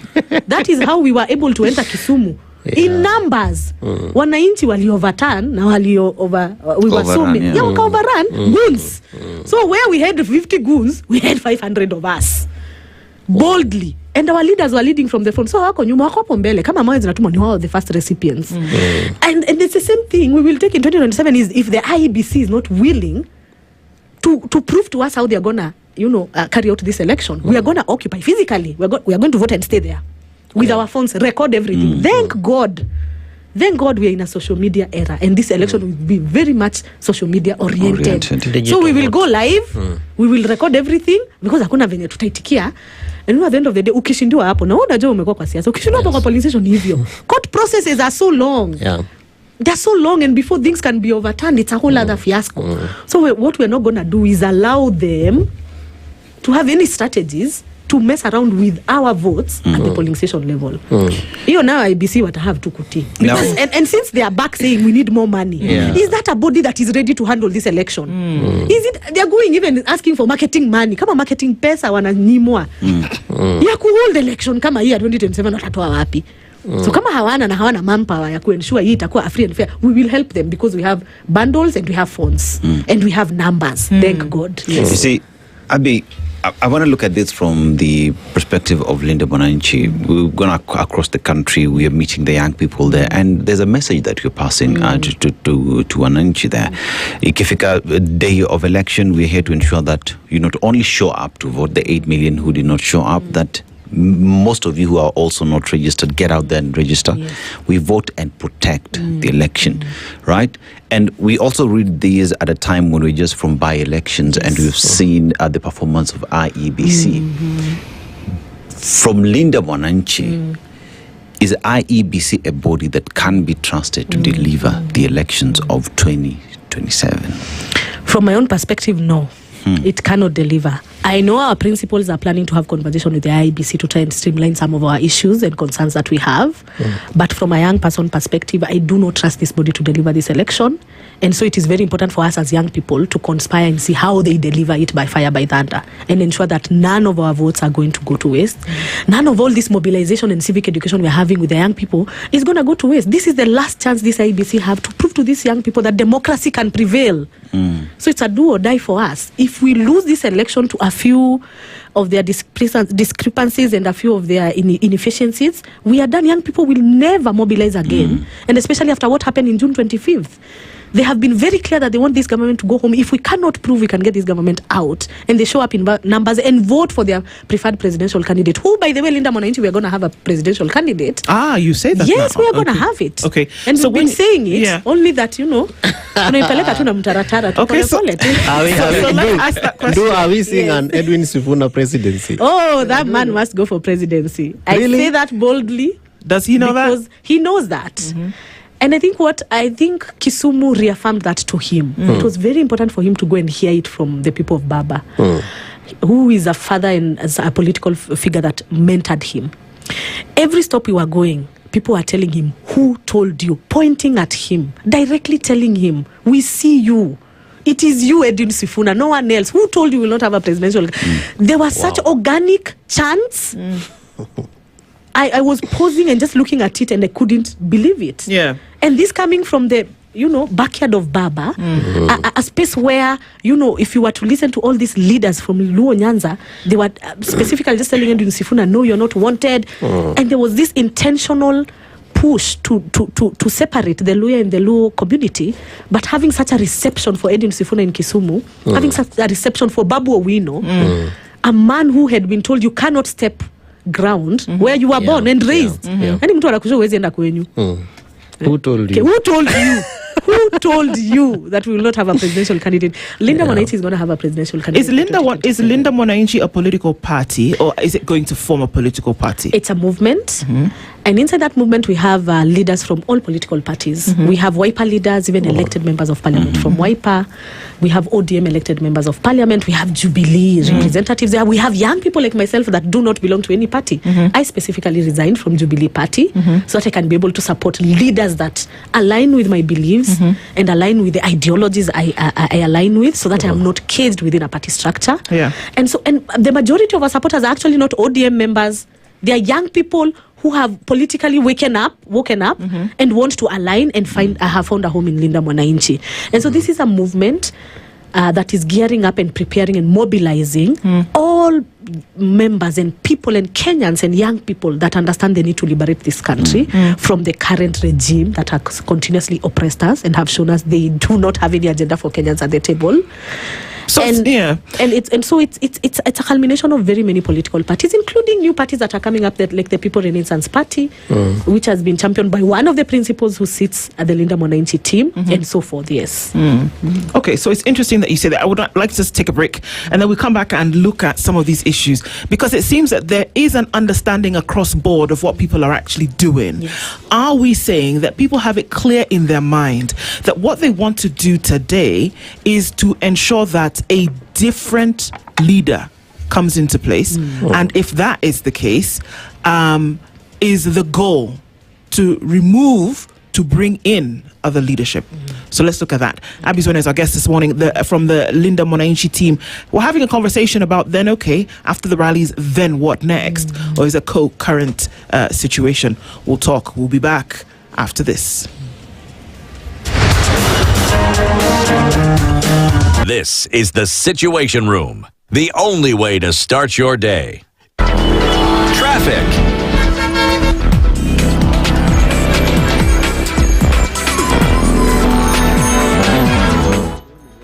All right, so taking a look at what it looks like with traffic now, it's getting a lot more busier into the city, into the CBD. A lot of it is happening this morning, and it's very heavy on the Thika Superhighway coming into the CBD. It's also busy on Jogo Road heading out towards Landis, and there's some traffic coming in then from Ngong Road through to the city. Very busy in the city. Again, I got to remind you that there's a lot of flood water on Mombasa Road, and this is coming in from just before the first exit of the expressway and then out towards just before Cabanas. So that's busy, and we probably have not seen all of those waters seep out yet, because at about an hour and a half ago it was still pretty thick. So watch out for that. Please be careful as you're traversing those roads. As you're getting into the CBD this morning, there's quite some action happening there. Talk to us about what you may or may not see. Find a good route to use. Talk to us as well. SpiceFM KE on X, hashtag The Situation Room.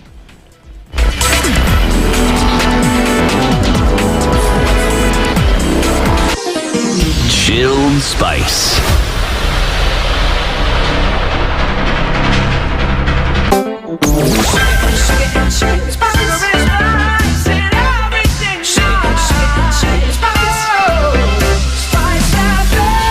spice up your life. Mature, intelligent talk every morning. Spice up yourself.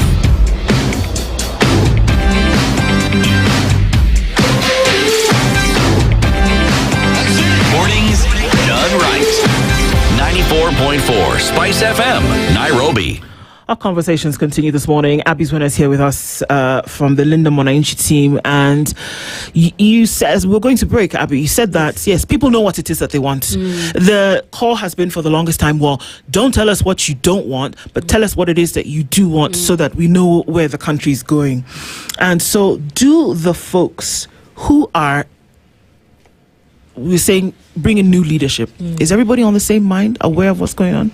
Yes, and in all our rallies before we do, we have a lot of aspirants that have gravitated and are part of the Linda Mwananchi team, and most of them, 80% of them, are young people, fresh blood, coming to this for the first time. Some have historical, background and have interacted politically and so forth.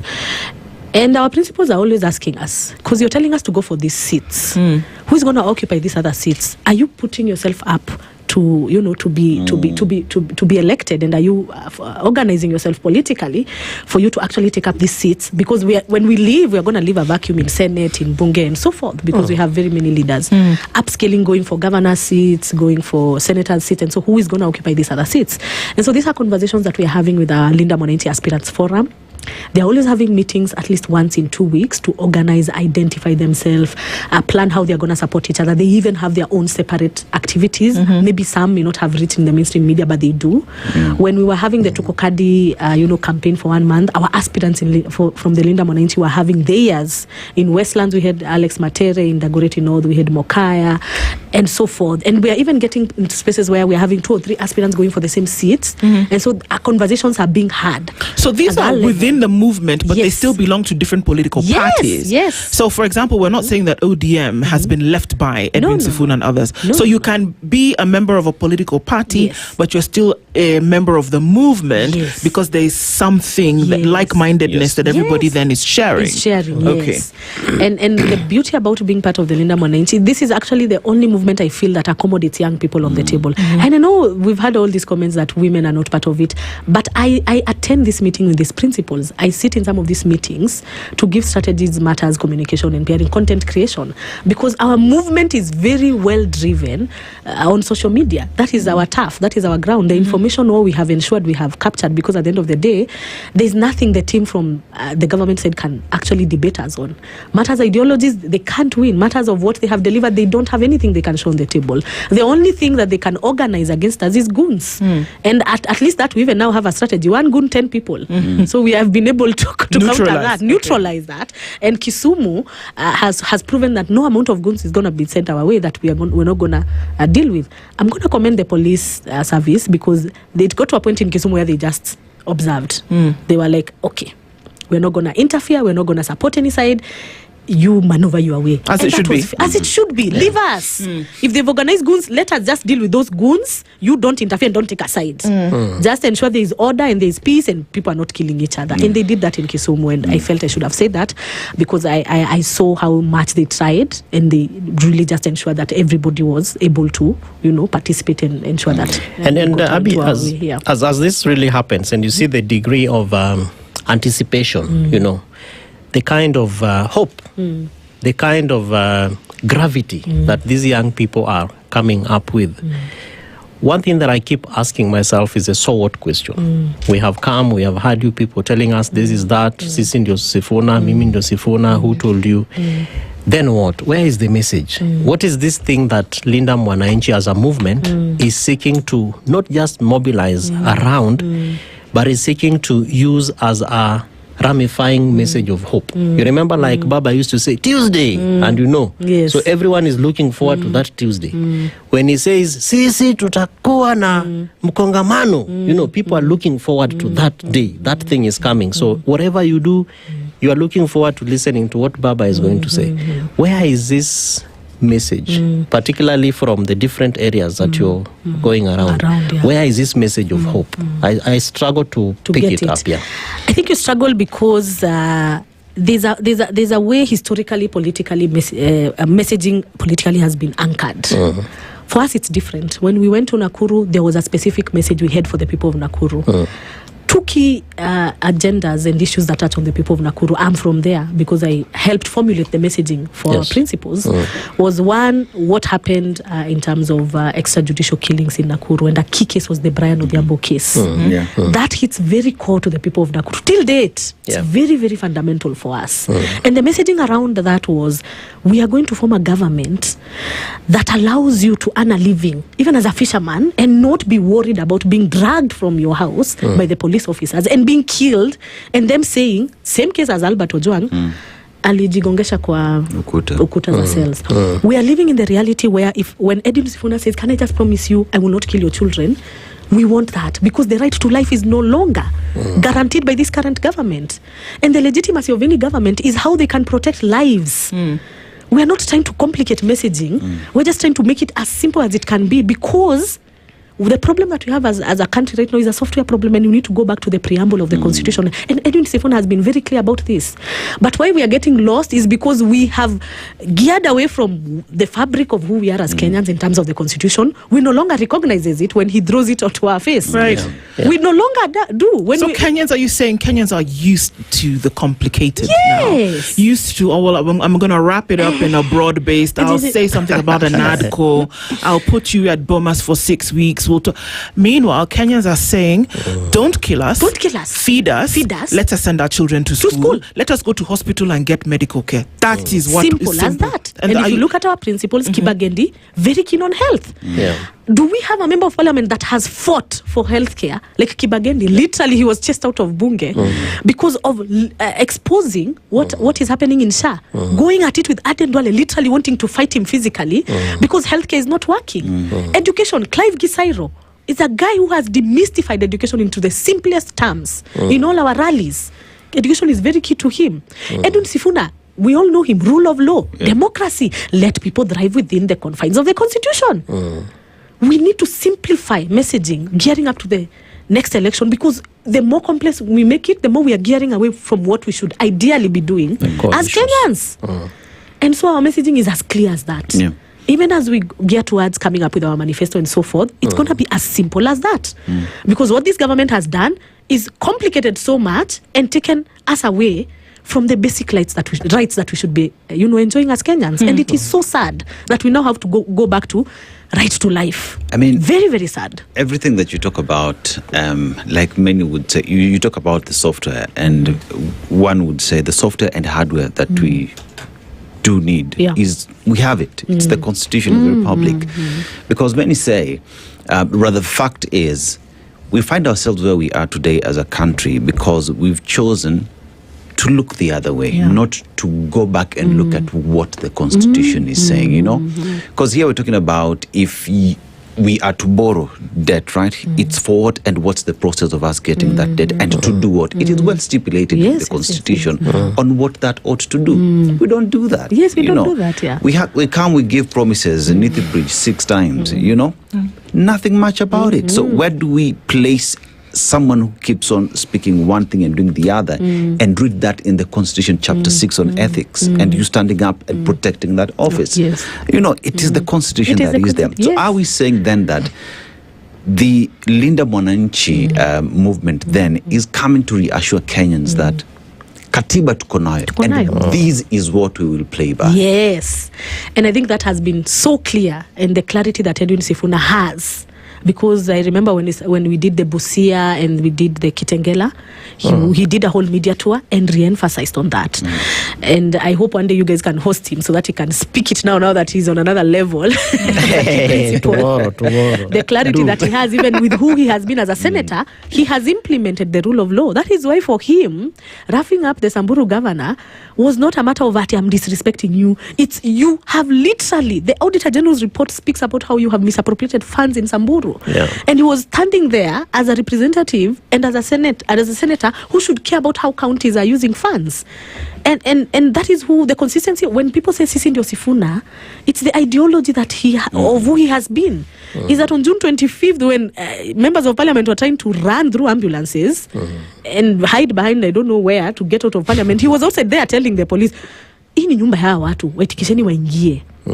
It is him saying, even if my boss, we have signed the 10 points agenda with this government, they have gone against it because Albert Ojwang has died. And so it is null and void. It is him, even when Baba was alive, still saying these things. And even until his death, still being consistent in saying, no, this government has gone against the very mere fabric of what we agreed upon, and so we can't support it. And I'm not going to be forced to do it. It's us being threatened constantly.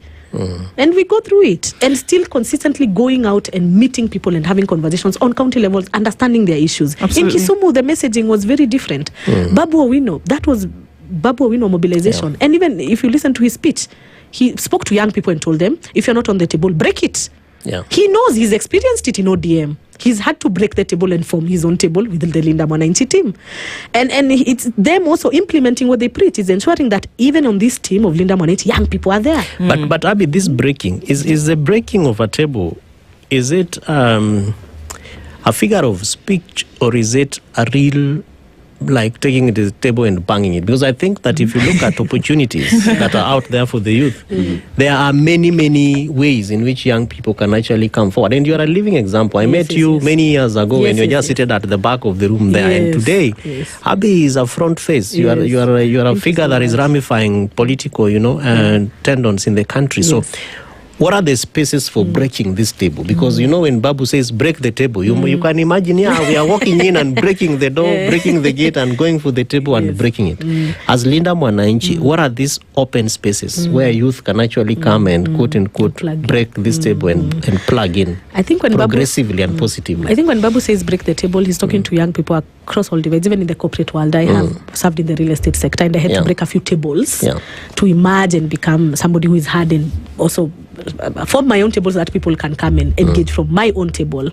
It is saying that this is a season where young people, wherever you are in the energy sector, transport sector, you have ideas, you have reforms to change that sector. You have to find a way that you're being heard. It means mobilizing, strategically just being, in positions where you can align with people that understand your ideology in that same sector, forming a separate group to ensure your voice is being heard, and being insightful and defiant so that you can be heard.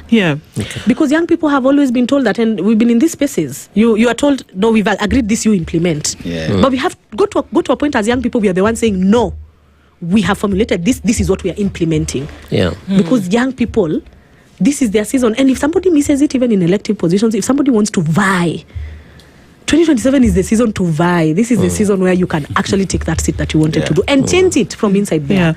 So fortunately or unfortunately, I don't know which one you choose, the system on which Kenya operates is that you, in order to bring about new leadership, in order to institute any kind of change, you must vote. You must go through an election process. You must go through the IEBC, which is what is constitutionally formed. But the hope withers when then you have questionable activities by a body that is meant to be independent, that would then give the direction on how certain things are going to be. IBC is still telling us today about how they need to market an election. Imagine. We could have words about that, and it could take us maybe another 4 hours of a conversation.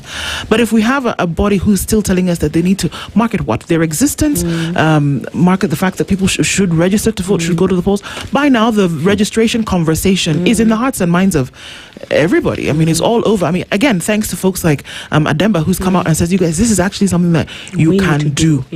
Now, I started by saying, fortunately, unfortunately, you must go through that process. Now, that is the thing that is going to activate this feeling, this decision that you make. How, Zuena, do we make the connection between Kitengela, Bungoma, Vihiga, Nakuru, Mombasa, Kisumu? That power, that energy, whereby it's clear what you're saying, that people are seeking change. People just want it simplified and say, let me not survive, but let me thrive in Kenya. In Kenya, yeah. How do you take that with this mandatory thing of registering and then voting? And beyond that, understanding this is your MCA. This fella almost slept on the road. Yeah. I've even forgotten the name of the place. Matungulu. This morning. Yes.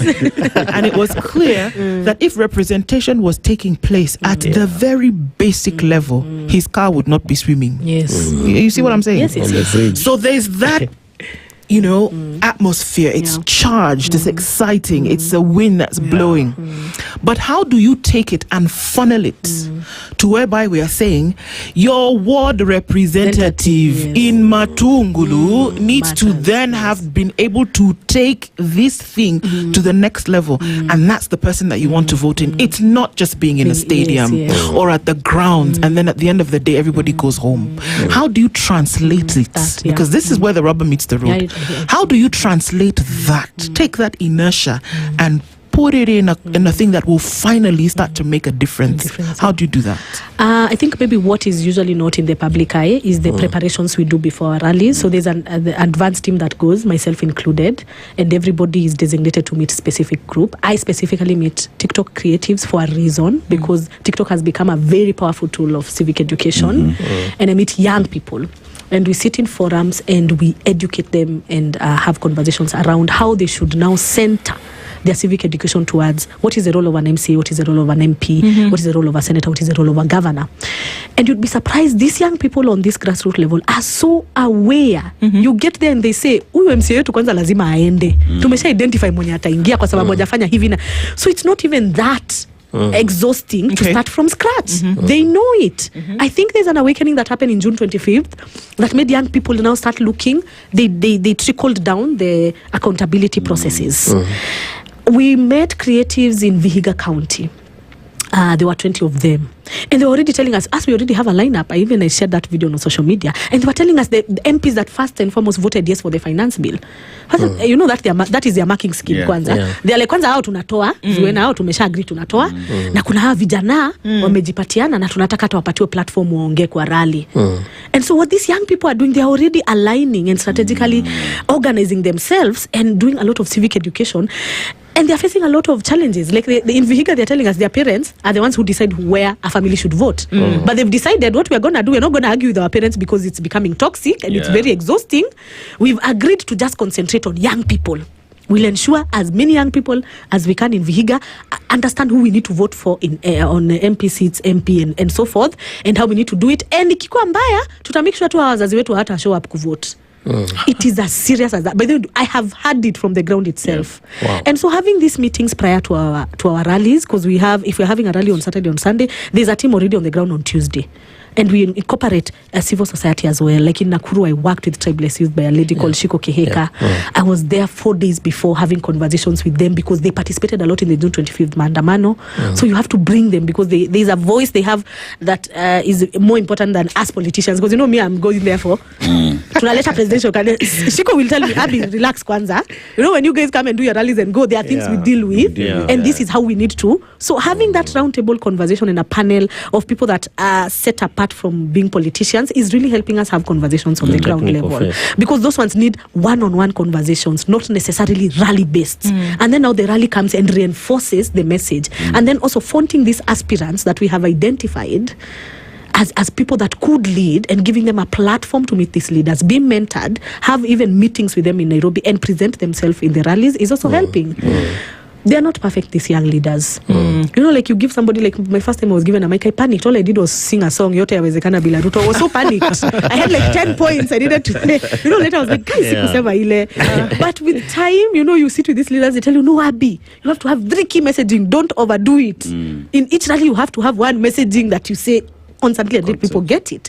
And so it's also a mentorship program that is happening as we move along, that is ensuring that even as we are identifying these young aspirants, they are understanding what what role they are about to play in this movement, what they're supposed to do. And the good thing is these are people that align with the ideology. So they're not coming in green. They're like, tuko hapa kwa sababu Sifuna ana protecting watu na sheria. Right. So we're not starting from scratch. And it's not just going and visiting different parts of the country. It's actually going to see and hearing to understand the impact of what a movement or what a change, because that's what it is, isn't it? It's a move from the ordinary. So now if that's the case, the questions are abounding here. But there's certain parts of the country, of course, yet to be visited and hear. Two of those big ones. Number one is the northern part of the country. And tell us about what, that looks like already. And then tell us about President William Ruto's backyard. Yes. Funny enough, the people in our Singishu are calling us a lot. A lot. You'd be so surprised. There are very strong opposition voices in the backyard of the president. Some are silenced because it is happening. And I know this may not come into the public eye. But we've had creators that have been very vocal about this regime, and they were kidnapped and silenced. And they will message you and say, I cannot say it publicly, but sisi tuko one time Abbie. Na lazima mutakuja Rift Valley. One of our biggest opposition leader, Alfred Keter, is an ally of Linda Mwananchi. And he's always amplifying our messaging, and he's going to host us in Rift Valley very soon, and we're going to go there. If we were able to hold our rally in Kisumu, I do not think there's any part of this country we will not enter. At this time and point, we have already demonstrated to the government, and this is a message we are giving them. We are not even afraid of that death itself. There's nothing you can do to us you haven't done. I mean, if I am not struggling with the economy and taking back my children to school, which we are doing this week, some of us don't even know where we're going to get school fees, then just kill me. If you want to kill me, it's at least by there to many shortenia suffering. Imefika hapo. We are not scared of death, but we must save this country. There's no way we are struggling. Unaenda kwa rally mtu anakuomba tu 20 bob. 20 bob. Do you know how sad and depressing that is? Na amekuja na amesema mtusaidie kwa sababu tunakufa njaa. And that's just to eat something. And just to eat something. So for us, where it has come, the clarion call is so deep. We're going to visit everywhere, northeastern counties and even the backyard. Because even them, they are saying, it's just a few. Kenya. And even Mount Kenya, hata Mount Kenya tunaenda. It's just a few of the president cronies that are touching money. It's not the whole community. It's not the whole Kalenjin community, and most of them are suffering. They are going through what we are going through. They may not speak it, but they are, and they are seeing this movement and this revolution and this call to liberate this country, and they're not seeing it as an attack to their tribes person. No, that is what is spread by the few leaders like Cheralgei and Sudi, and we understand they are eating. They need to protect where they are eating. We don't even blame them, but we are coming to their counties and we're going to engage the Wananchi of those counties. Okay. Abbie, because I think time is not on our side, but briefly, now we look at these backyards that you're talking about. This is a stronghold for that's how politics has been played for a very long time. But you're seeing a shift from that, because then the young people are saying, we're no longer leaders of tomorrow, we are leaders of today. We are here to stay, and this is our agenda, So even as you push for that, there is also the fear of there are those who will be hired to come and interfere with the same. So it is not about what strategy are you applying, but what message then are we sending across the country to ensure that come listen to us, agree with us, disagree with us, but let us do our thing, and you get an opportunity to play your part when the time calls. How are we going about it to get away from the politics of old days where this is our backyard, ukikuja tutakufukuza because you do not support our guy? Are we seeing a departure from that from the young people? I think we are, because the young people are the ones coming up and saying, karibuni kwetu. Come and engage us, and this is our home, and we'll ensure you have your meetings. Because they're the ones that show up and get rid of those goons. And I love that freshness and that clarion call by the young people, and they are saying, whether even as much as I come from this specific tribe, I want to listen to you, because I align with your ideologies and you resonate with me as a young person, because Linda Mwananchi is very youthful and led.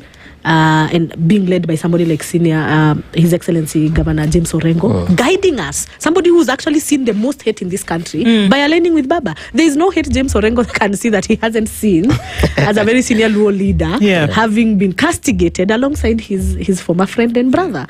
And so having a leadership that is very bold and has seen death up close also helps, because they tell us there's nothing that we fear now. We fear now, and you guys have to plug into our strength and boldness and go with that. And that is what is empowering people across the country to welcome us into their counties and to engage us. Yeah. Thank you for being here this morning Thank and you so being able to share some of these insights. Yes. I mean, call it what you want to call it, but it seems like it's what people want to hear, and not just hear, but be a part of. Let's see what happens. Keep the faith, as we say. Abbie Zuena is with the Linda Mwananchi team, has been here telling us about, okay, this is what it is, and this is what the plans are for the future. It's all wait and see. Asante Sana. Good morning at 8 a.m. The latest news from around the world. 94.4 Spice FM.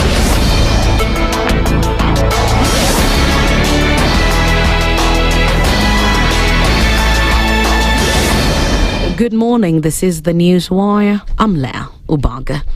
The Independent Electoral and Boundaries Commission says it has hit 75% of its target in the ongoing enhanced continuous voter registration exercise, which is set to end today. In its latest update, the Commission said it had registered 1,876,274 new voters since the exercise began on March 30th, representing 75% of the 2.5 million target for the current phase. IBC said 505,344 new voters were registered between April 17th and April 23rd. As of April 24th, Nairobi was leading with more than 209,000 new registrations, followed by Kiambu with about 97,000 and Nakuru with about 81,000. Kakamega, Machakos and Bungoma were also among counties with high numbers. Lamu recorded the lowest turnout at 8,345, with the low registration also reported in Isiolo and Mandera. Counties including Homa Bay, Kisumu, Siaya and Nyamira registered between 33,000 and 40,000 new voters. IBC said eligible Kenyans will still be able to register after the deadline at Huduma centers, constituency IBC offices and the Commission headquarters at Anniversary Towers right here in Nairobi. The ODM party has reiterated its stance on participating in or forming a government after the 2027 general elections, while criticizing tribal politics. Speaking in Mombasa, ODM deputy leader Abdul Swamad Sharif Nasir said the party will no longer be in opposition but will ensure it is in government or part of the next government. Hii siasa ya ukabila imepitwa na wakati. Nimeona hapa ile mambo ambayo kwamba wameongea ni ndevu na sijui mambo mengine. Sisi tunaongea mambo ya afya na mambo ya kuleta Wakenya wote kwa pamoja. We will not allow tribalism. Wamekuja, wameenda, si tunaendelea kuvuta pumzi. Ile pumzi mbaya ambayo kwamba walikuwa wameileta, upepo umeingia, umetoa pumzi ile mbaya. Sasa hivi we are breathing fresh air. Nilisema pale mbeleni, ODM will not be in the opposition. We are either going to be in government or we are going to be part of government, and that is the way it stands. ODM chairperson Gladys Wanga on her part said the party is strong and continues to focus on the development of the people rather than petty politics. Kila soko kinaweza kuwa na mwandawazimu, aende ajizungumzie, aseme kwamba yeye ni kiongozi wa chama fulani. Sisi wote tunajua chama cha ODM kiko na njia na namna ambayo viongozi wanateuliwa katika nyadhifa tofauti tofauti. Yale ambayo tunayasikia labda ni kelele, lakini tunataka wanachungwa wote tushikane pamoja, tutembee njia moja, na hiyo njia ni kwamba tutazingatia maslahi ya watu wetu na pia tutaangalia jinsi tutakavyoingia serikali mwaka ujao. ODM will be the government or part of that coalition that forms the government. Haturudi opposition. Kenya has recorded more than 19,000 snake bite cases each year, resulting in over 1,000 deaths and leaving many survivors with long-term disability. Speaking on the sidelines at the World Health Summit Regional Meeting 2026, Health Cabinet Secretary Aden Duale has called for stronger national and global action to curb what he described as a growing but neglected burden. He said Kenya's response is anchored in a system-wide approach that integrates snakebite care into universal health coverage, strengthens early detection and referral at the community level, improves surveillance within the National Health Information System, and applies hotspot mapping to better target high-risk areas. Duale revealed that the government is investing in domestic production capacity with the Kenya Institute of Primate Research advancing locally tailored anti-venom designed to address region-specific snake species. That's the News Wire. I'm Leah Ubaga.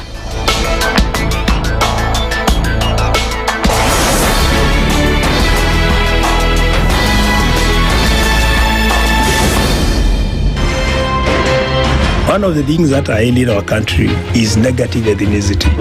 You find you as a state officer, instead of thinking as a Kenyan, you think like a tribal person. Let me tell you something. The biggest problem we have had in this country is a leadership deficit. There is nothing that you are going to do in the process of change if you are not a risk taker. So you really have to pursue your vision to a logical conclusion and even be ready to step on people's toes. When it comes to the economy, you can run away with it. They say statistics are like bikinis. They reveal a lot, but they conceal the vitals. And so government people would throw statistics at you and tell you they're revealing a lot of information to you, but it's really concealing the real vitals. We need to get out of that, because when we want to grow our democracy, one basic thing that really requires to be understood by the political class, by all of us, is institutions are critical.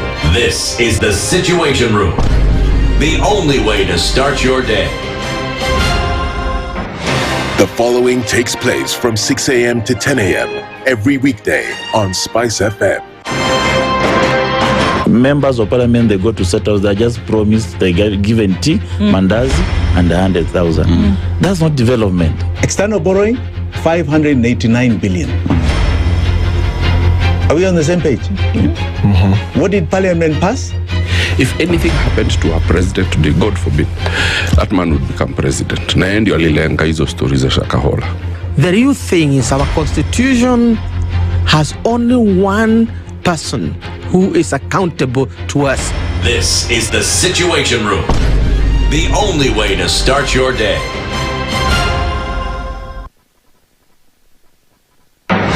The following takes place from 6 a.m. to 10 a.m. every weekday on SpiceFM. Baba should disown these experts and they say they went there on the, because he keep on telling us that these experts just you came from Dubai and you found them they're already at State House looking for jobs. Government has to has to introduce austerity measures. It's something that this government and the previous ones have not been able to do in this country. We've talked about it so many times. And really, I think you have seen the modus operandi of William Samoei Ruto since he came in. It's just showbiz. This is the Situation Room, the only way to start your day. Mature, intelligent talk every morning. Spice up yourself.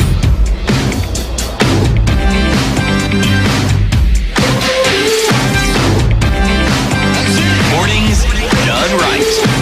94.4 Spice FM, Nairobi. Very good morning. 8 minutes after 8 o'clock and into the second conversation for the Situation Room on this 28th of April, 2026. Our guest for this hour is seated, and as we look into certain issues, we're going to be talking about, all right, the deputy president. You don't really have a choice if a presidential candidate has named his or her running mate.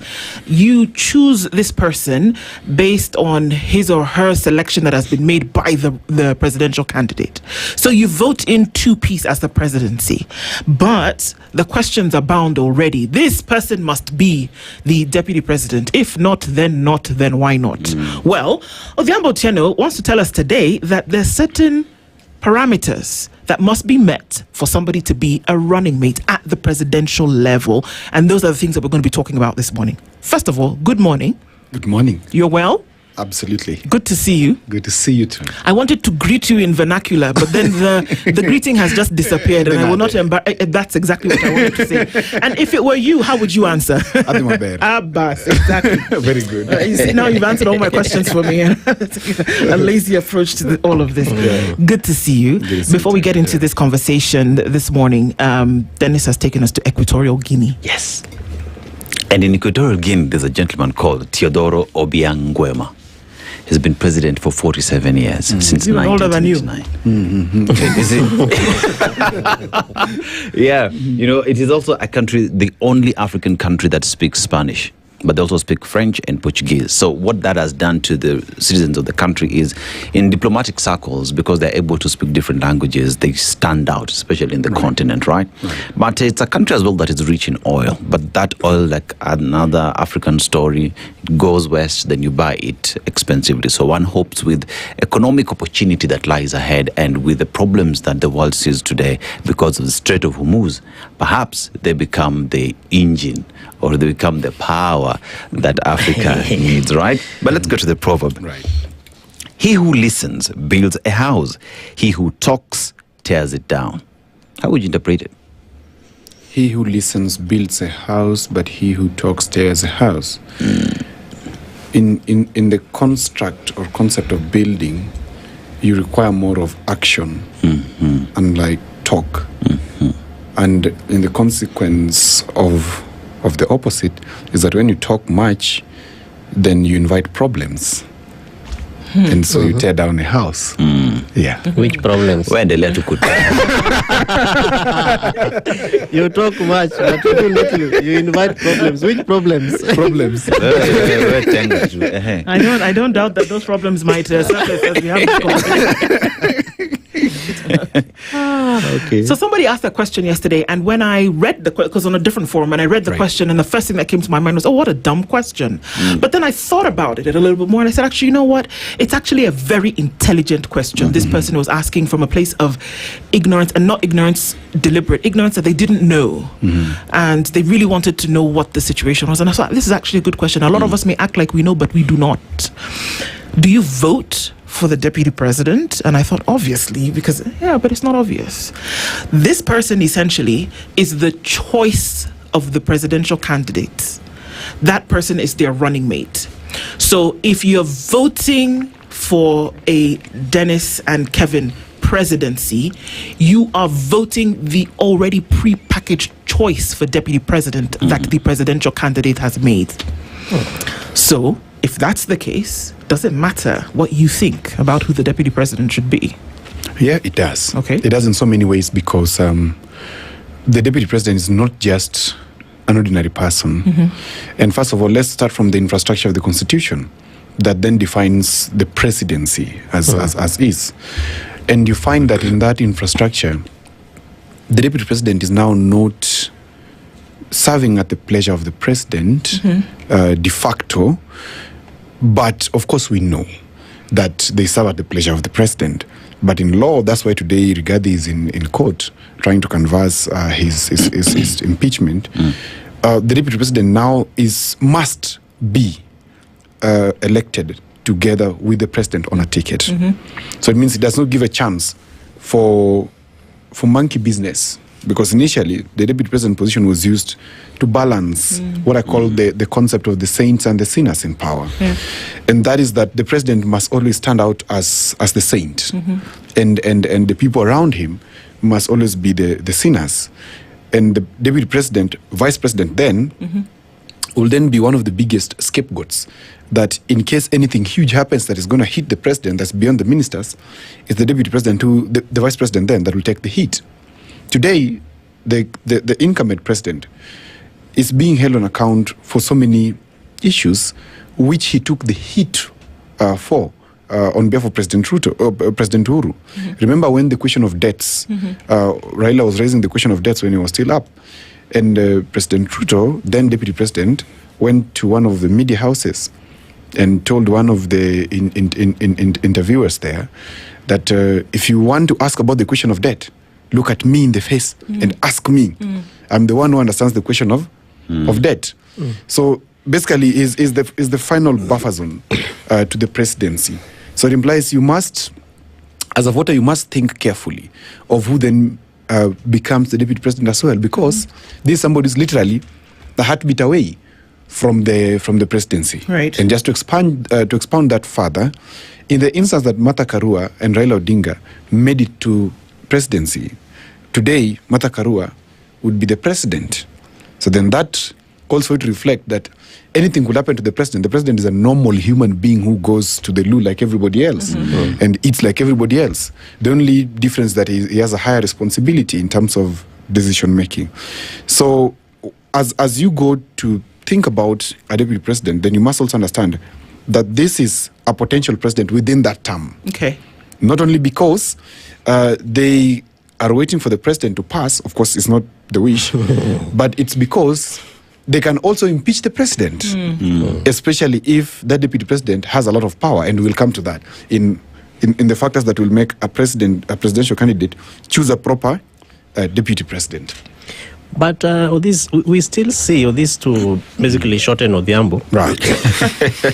I love this. Okay.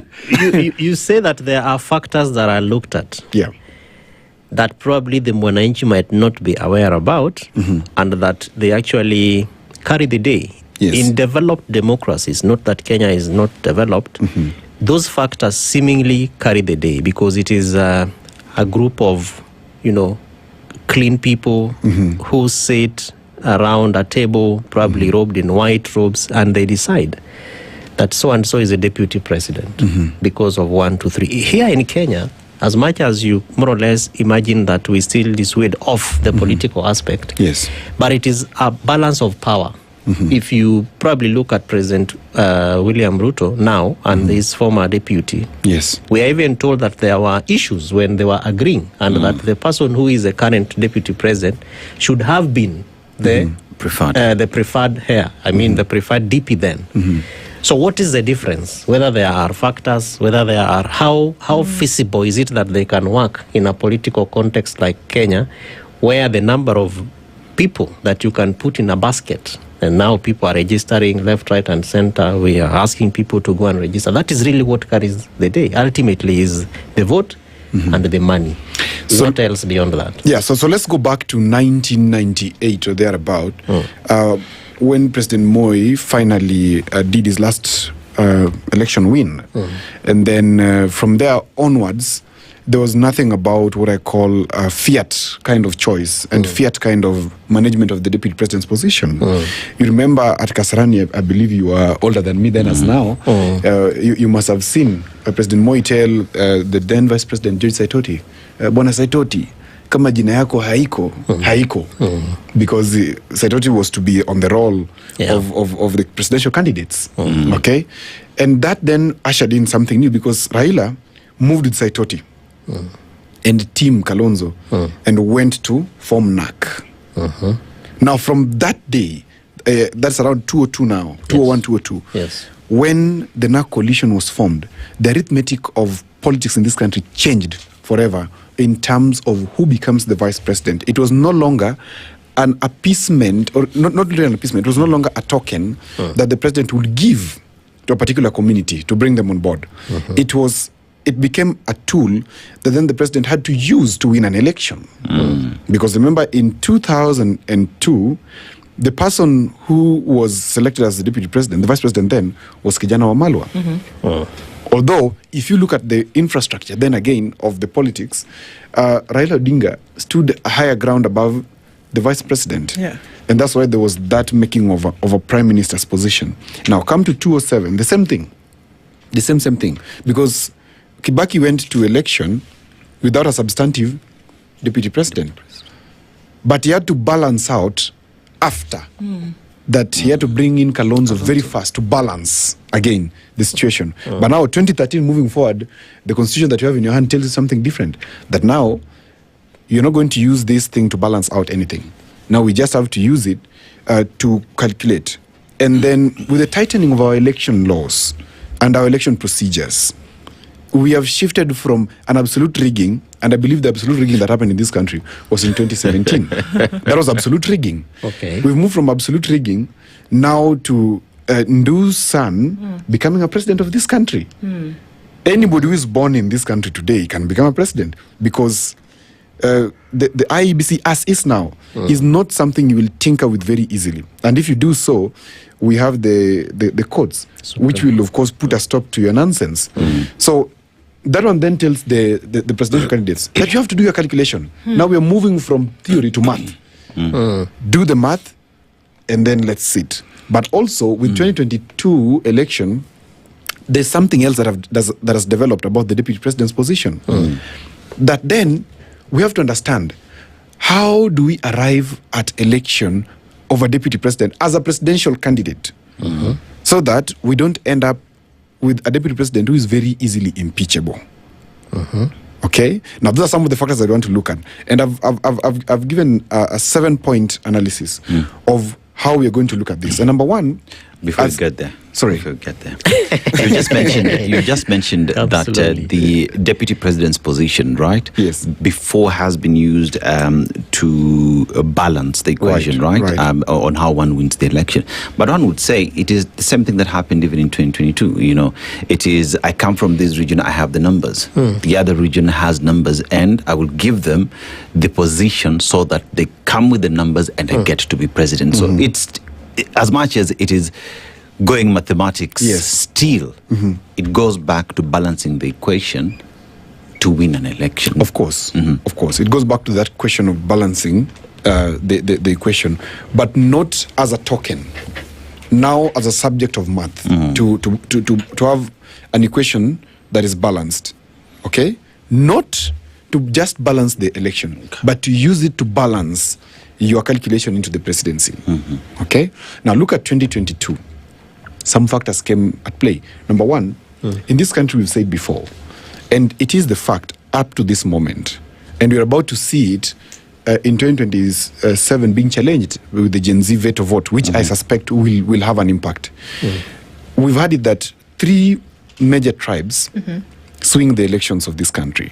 Kikuyu, Luo, Kalenjin. Whatever 2 of these 3 swing on one side, then they will produce the president. Then that implies that the deputy president's position, as at now, unlike then, is swinging between these 3, and so far you've seen it swing between 2. It's become a duopoly. So that's the only challenge that we have, because initially, the deputy president's position, as then vice president, would go into a swing area. And majorly we would see it in Luhyaland, which is a swing vote area.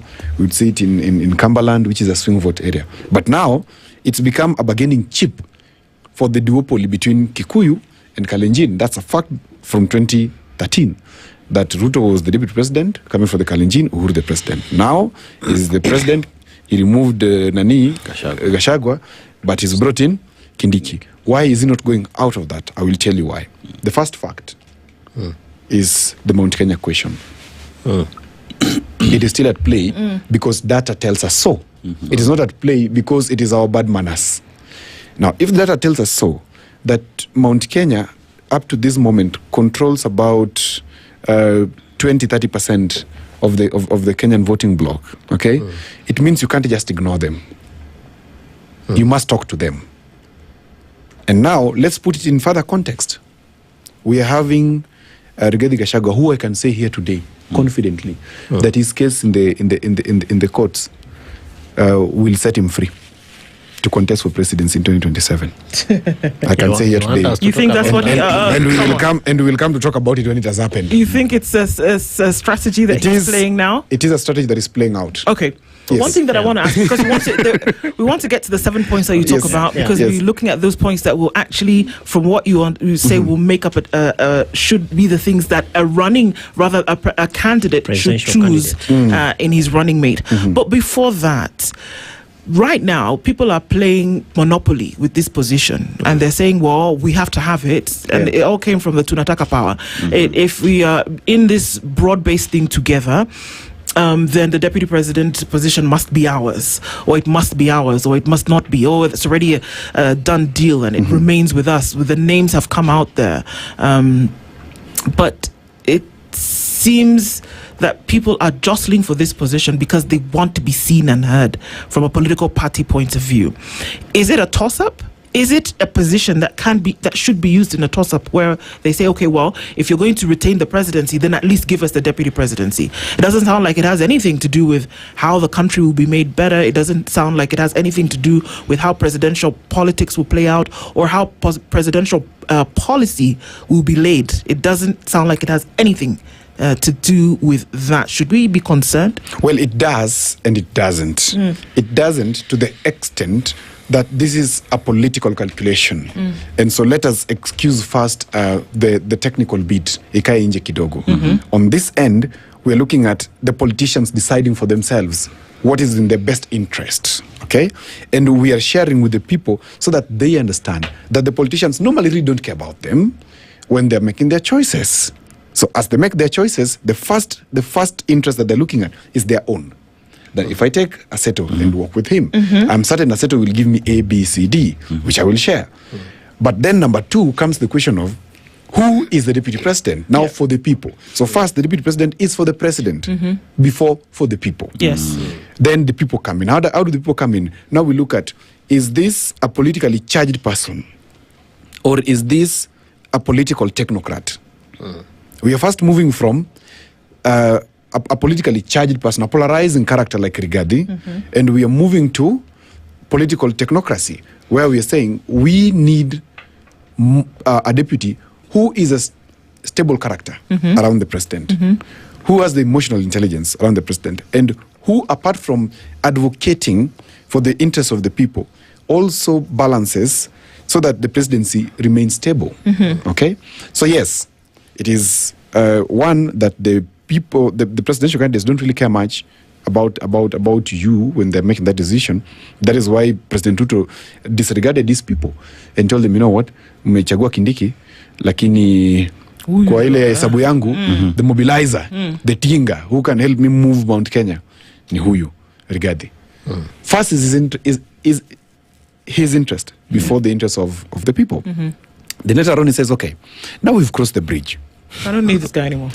Well, I may need you, but if you know how to sit around the table. Yeah, because where money is made, you don't ask so many questions. Be a pretty. Yeah, you boys sit in the corner. You know?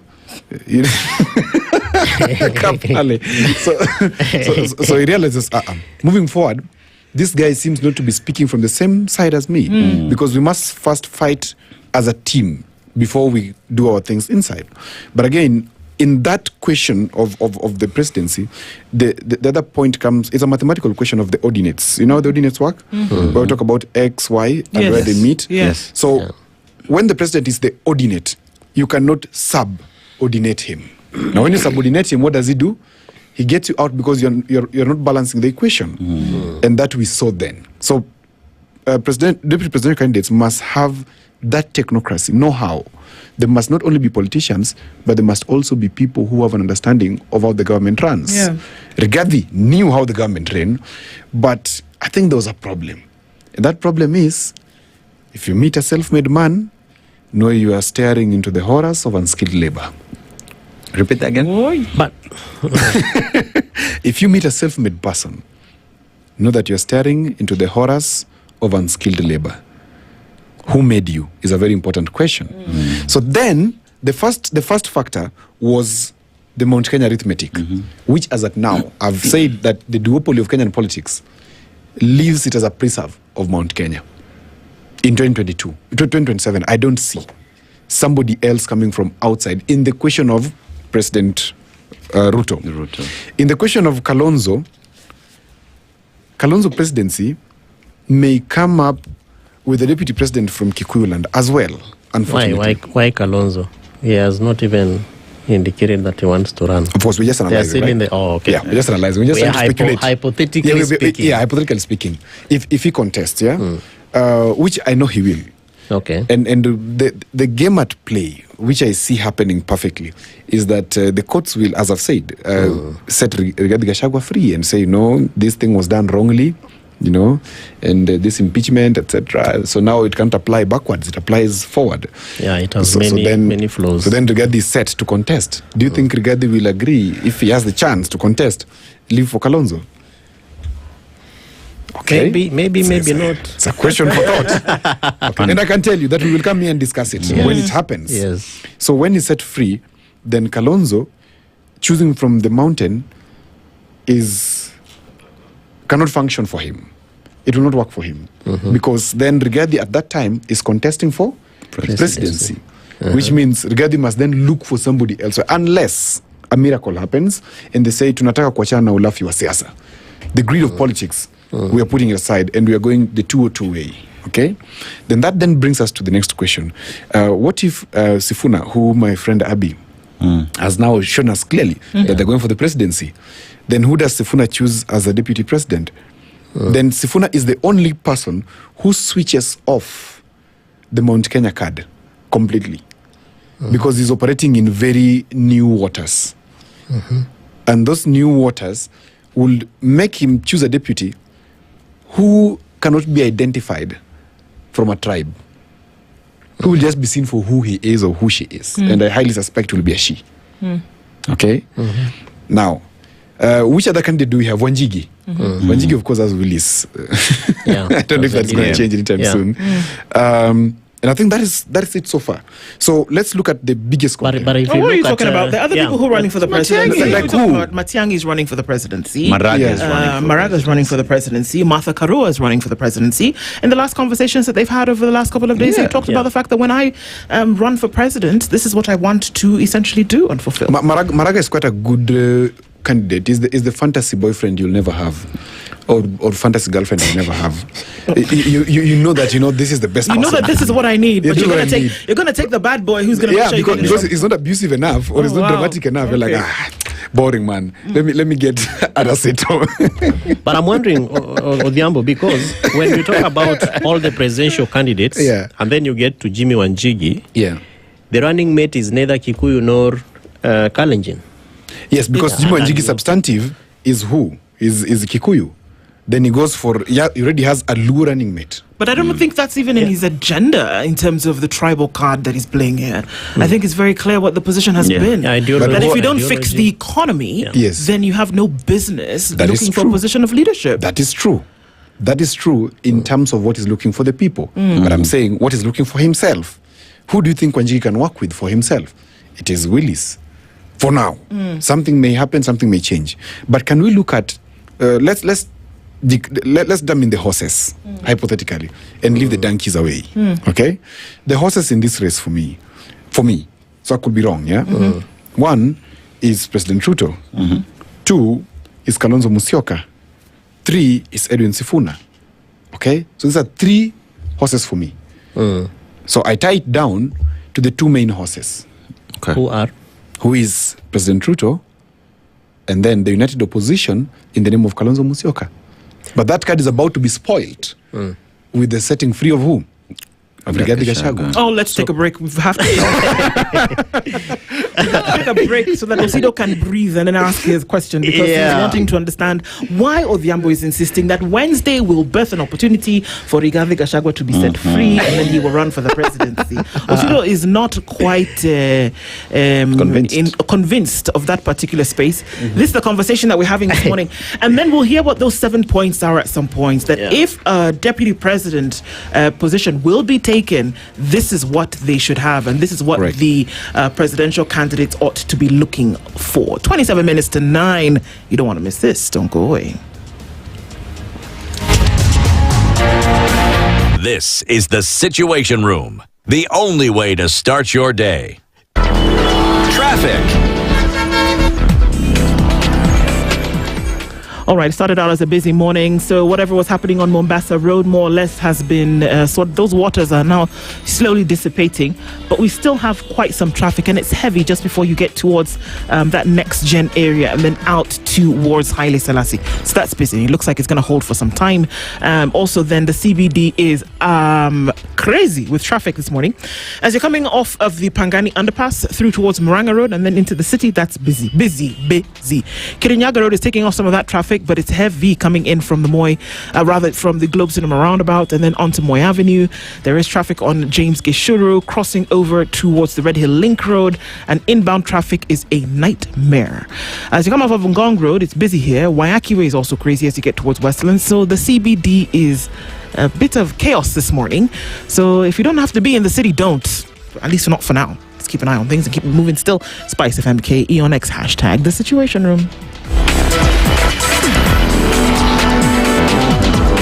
Online, mobile, and on radio. Twitter @SpiceFM KE. School is out out and the fun is in. Feast your eyes and your kids' hearts on a feast like no other with StarTimes. Recharge your monthly subscription today and get upgraded to the next high bouquet for 1 full month. Turn your home into a world of adventure with Bluey on CBBS, playful giggles on Baby TV and Jim Jam, learning that feels like play on Mindset Learn, non-stop action with the Batman on Toonami and the Powerpuff Girls on Boing, endless fun with SpongeBob on ST Kids, and thrilling wins with Super Strikers on ST Tunes. Unlock your upgrade today. Simply renew your subscription on your current bouquet and we'll automatically move you to the next high bouquet for 30 days. Dial *858# or call us on 0719 077 077 for customer care. Download the StarTimes on app to take the fun wherever you go. StarTimes. Enjoy digital life. Vaccination is one of the most powerful ways to protect our children, our families, and our future. From birth, vaccines begin building a shield against dangerous diseases. The BCG vaccine protects against tuberculosis. Polio vaccine guards against polio. The pentavalent vaccine protects against diphtheria, tetanus, pertussis, hepatitis B, and influenza. PCV protects against pneumonia. Rotavirus vaccine prevents severe diarrhea. Vitamin A strengthens the immune system. Measles rubella vaccine protects against measles and rubella. Yellow fever vaccine protects against yellow fever. And typhoid vaccine protects against typhoid, while the malaria vaccine helps reduce malaria in children. For adolescents, the HPV vaccine protects against cervical cancer. And the TD vaccine protects both mother and baby against tetanus and diphtheria. This World Immunization Week, remember, for every generation, vaccines work. Ensure your child and family receive all recommended vaccines on time. Vaccines are safe, effective, and available at your nearest health facility. This message is brought to you by the Ministry of Health and partners.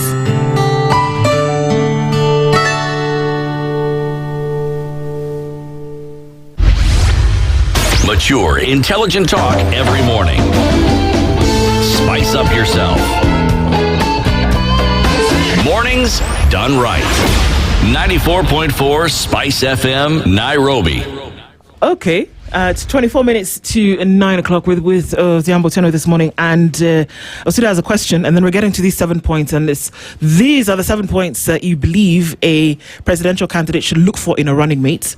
Yeah, I'm just wondering because, not that I doubt the process that is going on in courts for Mheshimiwa Rigathi Gachagua. I think I've been one of those very vocal voices around the illegality of impeachment. And there's a point I even indicated that why is a gospel written to the Corinthians being read to the Galatians? Because you're impeaching a gentleman on issues of Nairobi County, and you want people in Siaya, where I come from, who probably have never been to Nairobi, to vote for that particular, factor of impeachment. So there are issues around it. But in the event that the court releases Mheshimiwa Rigathi, two things. One, what is the guarantee that he's a presidential candidate? Number one. Number two, what are the possibilities that, of course, we note that there is a Sifuna a delay within the United Opposition in naming their flag bearer because of a Sifuna factor. In the event that they pick Mheshimiwa Edwin Sifuna as their flag bearer, given the kind of effort that he has put, the ramifying, force that the youth have come and mobilized around him, who would be their deputy presidential candidate? And then lastly, there could be negotiations between Linda Ground, ODM Linda Ground, and Linda Mwananchi. And we have seen that Mheshimiwa party leader, the youth leader, my senator from Siaya, has already expressed interest. So that he wants to be tunataka hii power, and that we have to have a candidate who told you. Where does that leave in the event that the negotiation is successful? Where does that leave Mheshimiwa Edwin Sifuna if they accept to join together with Linda Ground for pacifying the spirit of Mheshimiwa Raila Amolo Odinga? Good. So let's start from the grantees. Because Rigathi Gachagua will be let free to contest, that is a surety I'm giving 70 times.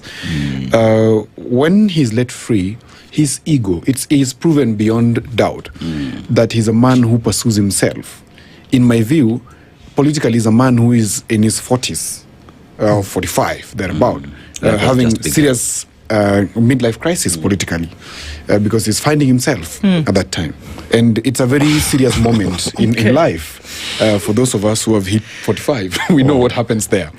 Now, yes. I can't relate, guys. Well, I'm not yet, so I don't know what happens. There's something that happens. Okay. Where you try to find yourself. Because it's the moment where your age mates have, they're talking about their grandchildren. Some are also talking about their children. And you're right there and trying to find out, should I be having grandchildren? Should I be having that successful golf hobby or what? And so that's where Rigathi finds himself. And if he gets a small chance that he can vie for the presidency, he said yesterday when he was walking back to his car from the courts that when I become president next year, by October, this thing will be sorted. And Rigathi has told us severally that trust me for what I say, because what I say is what I am. And so that one shows us that there's a guarantee that he will actually contest. Now, whether within the united opposition or not, he will. In fact, Rigathi believes that he is who he says he is. He's the king of the mountain, and it then becomes the presidential candidate automatically. Those are the people who have to serve him. And a man who is in a midlife crisis politically is not a man you can talk to. No, there's a man who is finding himself, and so unless he finds himself in the interim, okay. Now the question number 2 is the possibilities of the Sifuna question. Well, this perhaps the most interesting part for me. That Sifuna, for him to become an automatic presidential candidate of the United Opposition, the United Opposition must commit political suicide, akin to what Orengo Jim and Professor Nyang'o did in 2002. And I believe you know what happened. After Raila completely dominating Luo Nyanza, these two people who are outliers had to come back to the fold. And so it calls upon the United Opposition to commit political suicide and join Sifuna and make him president. And that's the only way Sifuna can be president. If what? If the United Opposition commits political suicide and says it doesn't matter what we want as individuals. You know, we put up a poll, and the poll says Sifuna is leading 60% of the preferred presidential candidate of everybody who's there. So would that be, just based off that and what we see on ground, would that be a basis then for United Opposition to look and say, he actually has numbers? Yes. He has, especially from the sample you're polling from a sample that is what I would call elite. Because, the middle class, they have access to internet, they're watching SpiceFM every morning, they're enlightened. And they love SpiceFM. And of course, they love SpiceFM. They're spicing up their lives. They're spicing up their lives every morning. Every so morning. that's a very select sample size. If you expand the sample size and also include the other demographics. But with this, the people who attend Sifuna rallies are not the people that you are referring to. That is true. They could be the ones who voted that the is 68. That is very true. And that's what I'm saying. That if we expand the sample size, we could get a more accurate result. And I'm not saying that Sifuna is not popular. I'm saying he is. And for that reason, the United Opposition must join him and commit political suicide for Sifuna to become. So you're saying without the essential dropping of all that they aspire to and joining Sifuna, that there's no way that Sifuna, if he actually opens his mouth and says, now I want to be president, until he does that, you can't really be sure. Secondly, are you saying that the only way he can be president is everybody collapses their political ambitions and then joins him? That is very true. That's what I'm saying. Why? Because of this. That at the end of the day, if you go to the ground and understand the politics, how it works, people normally elect based on a few issues. One of them is the biasness of their identity, what we normally call tribalism. And number 2 is consuming hook, line, and sinker, the propaganda as spewed by the political class. Okay? And thirdly is the money question. Okay? So that's what I'm basically saying is narrative, control, you having the emotions on your side, you're having logistics, and then finally you are able to mobilize to the station, to the polling stations. So Sifuna needs to be made the president. He cannot become. He must be made a president. All our presidents are made presidents. Exactly. And that confirms what I'm saying. So it is not unique to Sifuna. It's not unique to Sifuna that he is going to be made the president if the United Opposition decides to do that. Okay. Yeah. And what I'm saying, and I'm urging the audience to look at it this way. The people we are having vying for presidency, do they look like, if you ask yourself the question, do they look like they can put their hands down, like we always say in Luo, they put their hands down and say, no, it is this gentleman that you go by the pain. They go by the pain. Put your hands Sorry. we are allowing him. We're supporting him. Then that means there's going to be negotiations that will happen then. Okay? So yes, he can be, he will be, if he's made. Can I throw in a curveball? Please. How about Sifuna as a candidate that is supported by Kenyans, right, who is out there right now and is showing every signs of even many pushing him to be, with another individual that is being appreciated across the country despite of where he's coming from, Ndindi Nyoro, a candidature of the two. Would that then change the matrix that you talk about? It will change significantly because that they do not need these other political parties to break their ambitions, just the two of them as wild stallions running for that seat. One thing I want you not to forget is that in political communication, the messengers are always the politicians. That is why government policy, for it to be very successful, is normally communicated through politicians and not through the administrative angles. For it to gain legitimacy, it's passed through politicians. Now, for you to gain legitimacy politically, you must talk to politicians. If you remember Mishuki, just before 2013 elections, he said, ukitaka kuongea na jamii ya Wagikuyu, utaongea ukipitia Uhuru. You can't talk to Gikuyu without Uhuru. There's a reason as to why it is structured as such. So my answer to you is this, Aseto, that yes, Sifuna as he is, still must talk to the rest. Because it is these people who will make him. Remember, if you understand politics in its very basic essence, people have donated their power to think, number one, majorly, to think for themselves, to somebody to give that direction. That's why we have the concept of kingpins. That once Dennis decides for us where we are going, that's right. Okay? And so many people believe they've been made to believe that they're not able to understand. They're not able to think for themselves. So their political leaders think for themselves. To answer his question, the third question, Linda Grant and Linda Mwananchi striking a deal. This is the most potent card for ODM to get the deputy president position. But right now, they're messing it up. I've always said it all the times I've come here. ODM, especially as led by Oburu, who says he was Raila's confidant? Who says Raila was his twin brother? Who says Raila? Yes. He says that he does not understand that Raila was having this fellow called Sifuna as his exit plan. He's saying he doesn't understand that they were meant to get into government as a negotiation tactic.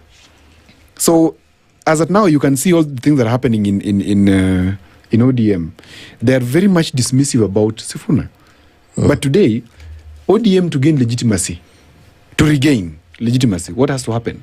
But they have to swing back to Sifuna. They have to swing back to Sifuna. If they can't swing back to Sifuna, ODM is done, taken away. So the D in ODM becomes done. It's done. In fact, it's Orange Done movement. Wow. Okay. Yes.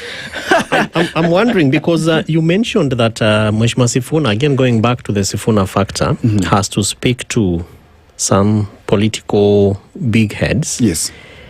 But remember that over time, we have seen transitional changes. Right. And the political context of Kenya is driven by certain things. It is money and ethnicity. Yeah.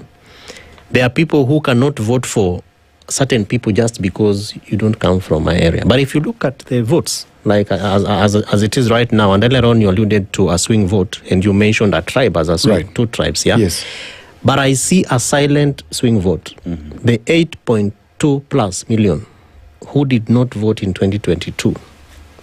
The presidential candidate was declared at 7.1. That was William Ruto, with Mheshimiwa Raila Amolo Odinga, Joey, God rest his soul in peace, coming second at 6.9. Right.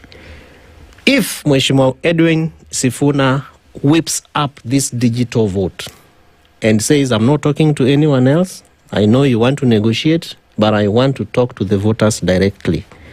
And like what he's doing right now, he is mobilizing with young people like Abbie and all the other and millions out there.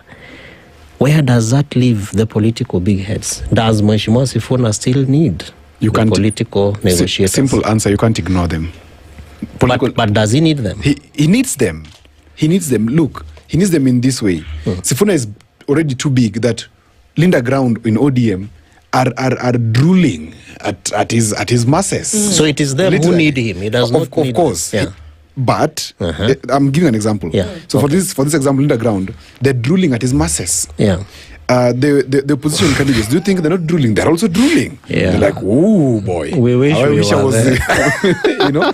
So, but they're gonna play hard. Why are they playing hard? Yeah. Because when they say no, then they have a mass that goes with them, and that becomes a spoiling factor. So they have to. Sifuna must find a way, because I mean the challenge with men is that we're always walking around with our egos. And like women will be very easy with each other. But as we're walking around with our egos, even if we know some women, right? Most of them. Okay.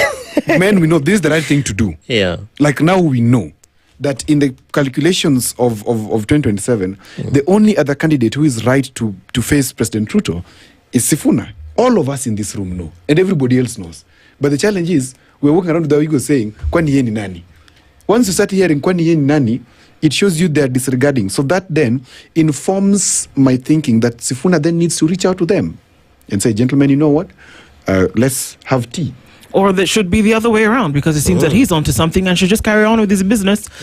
Depending again, the man hasn't opened his mouth. I agree. Regardless of what people around him are saying. I agree. The man has not opened his mouth to say that he wants to be president. Yes. Until and unless he does that, everything that we say is inference, right? So the point where we're saying that he needs to then offer some kind of olive branch, I mean, it's clear that he's onto something that's magic at the moment, and that it's people who should approach him and not the other way around. He's using the power of mystery, which is beautiful in politics, and that is Raila's card, if you remember. Yeah. Raila, we all knew that Raila was going to contest, but he will say, contest wapi? I'm not going to contest. But we all knew he was going to contest. Like now, we all know Sifuna will contest for the presidency. Okay. He's just playing that normal card. We know it. I mean, play mysterious, let people think, are you going to contest? Are you not going to contest? It's a beautiful thing. Yeah? You don't want something very obvious. So he will declare with time. Okay, let's see that. Because I really want to look at these 7 points. And I don't know if we can do that in 3 minutes. In 3 minutes, But the of course. thing is that here is that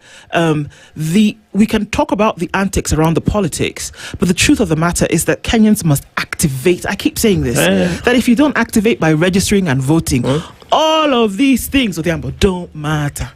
They don't matter. The 8.2 million who sat at home in 2022. What will make them vote in 2027? This is the thing. Nothing. Will they take voters' cards? Will they go and actually show up on that Tuesday and come out and vote? Because the thing is that you could have a magical moment today where people are going from city to city in the hundreds of thousands. Yeah. But if it doesn't translate to an overwhelming number of people who got on a voting platform, you cannot contest the status quo. The excitement must be phenomenal. The excitement must be beyond normal for us to fight voter apathy. If we have a normal card of Ruto Kalonzo in 2027, I will tell you that voter apathy will be the only competitor in that race. But if we want to have an actual change in terms of the presidency, then it must be an exciting character with an exciting momentum. That means committing political suicide. And as I've told you, it's possibly not going to happen. Now, let's look at these things in a very quick way. Number one, I said Mount Kenya question was very interesting. Yes. Then number two was the ethnic and coalition engineering. And that's why you hear Wanga and Tim saying we must have 50-50. And in terms of the ethnic thing, the Luo already disorganized. Absolutely. They are giving up on it. And they're taking this, yes. Osido says no. Osido knows that the Luos are very disorganized in this election. Because they're speaking from... Some Luos are disorganized. But proceed, please. Collegiate. You know, we can say, for example, that, and where she comes from. Yes. Ogala. Where she comes from. that side. Yes. When she comes here, we will not say that she's a Kenyan. We will say, where she comes from, they behave like this. But she's a very organized person. Yeah. Okay. That's why I'm saying some, because it's not all. Anyway, so the coalition engineering, already you can see ODM going for a partner who is far away from the normal card, and that is Hassan Joho. Right now, they're moving towards Hassan Joho. Wanga said it not once, she has said it now twice. That Hassan Joho is our candidate for deputy president. That's coalition engineering. Will Ruto accept it? No. Why? There are no numbers with Hassan Joho. Where are the numbers with him? It's with Kindiki. That's still the fact. Sifuna, if he goes for the presidency, where is he going to get the deputy president position? Gen Z is going to have something too exciting that is a paradigm shift that the politicians will be like, what? What is this boy doing? He's moved our cheese from where it was. Now it is something else. Look at him getting a younger who is 27 years or 38 years as the deputy president. This is interesting. And Sifuna card is a wild card. Then number 3 is a subordinate partner, which I was talking about. You can't have a deputy president candidate who is loud and strong. There must be subordinate. Let's go back to the Bible. There must be submissive, quote unquote, that you cannot just ask questions. Even if things are happening, you just keep quiet because it is your husband. It's sort of a thing. Okay. Then number 4 for me, and that subordinate partner is a choice of the president and not a choice of the people. Okay, the ethnic and coalition engineering is also a choice of the president for his own sake. Mount Kenya question is a choice of the president still. That is either be it Sifuna or who. They have to look at that equation and balance out. Number 4 is a demographic alignment, and that's what I was saying, the wild card. Even President Ruto today needs a deputy president who will rebrand properly and look like Gen Z and have a narrative of the Gen Z. And have a narrative of people like Aseto who are just entering their 36th or 35th year. Okay? Peleka syllabus mbio sana. Okay. So demographic alignment is very important because the deputy president matches your inadequacy. That if I don't have that Gen Z vote, I need somebody who looks like them. Okay? Sifuna, for example, in this, for me, in the demographic alignment, he would go for somebody like Wanjigi, and I've said this before. That a Sifuna Wanjigi ticket is a very exciting one as well. Because what does Wanjigi do? He brings in the resources, which Sifuna doesn't have. Wanjigi can lobby, literally, billions of shillings in one sit down. And it's done. Okay? Mount Kenya Foundation. Mount Kenya Foundation and outside the country. The number 5, we are looking at the financial and logistical muscle. And that's what I've just said, actually. That the deputy president must be able to not have his own money, because one who has his own money is independent. You don't want, for example, again, in the traditional man who wants a wife who just sits there and does not work. But you want a wife who, yes, she does not have her money, but she can get money from XYZ, but it's not hers. You get yes, you get the point. Then, as long as that XYZ is a legitimate, it's a legitimate space of getting the money, but it does not have too much to run away. Then number 6, institutional stability with grassroots mobilization. You must the deputy president must be very balanced in terms of having one institutional history or memory of how the government works. I've said that before. Or how they get impeached. Or how they get impeached. Yes, so that they know how to sit around. And also, there must be grassroots popular. That's why Kindiki today, by data, in terms of President Ruto, is proving that he can mobilize on the ground. And he's won several by-elections there. That notwithstanding, if you look at somebody like Sifuna, who is the other horse in this case, needs somebody like Wanjigi who can quickly develop structures for him on the ground or help him develop those structures. Okay? Kalonzo already has structures. He only needs to multiply them across the country.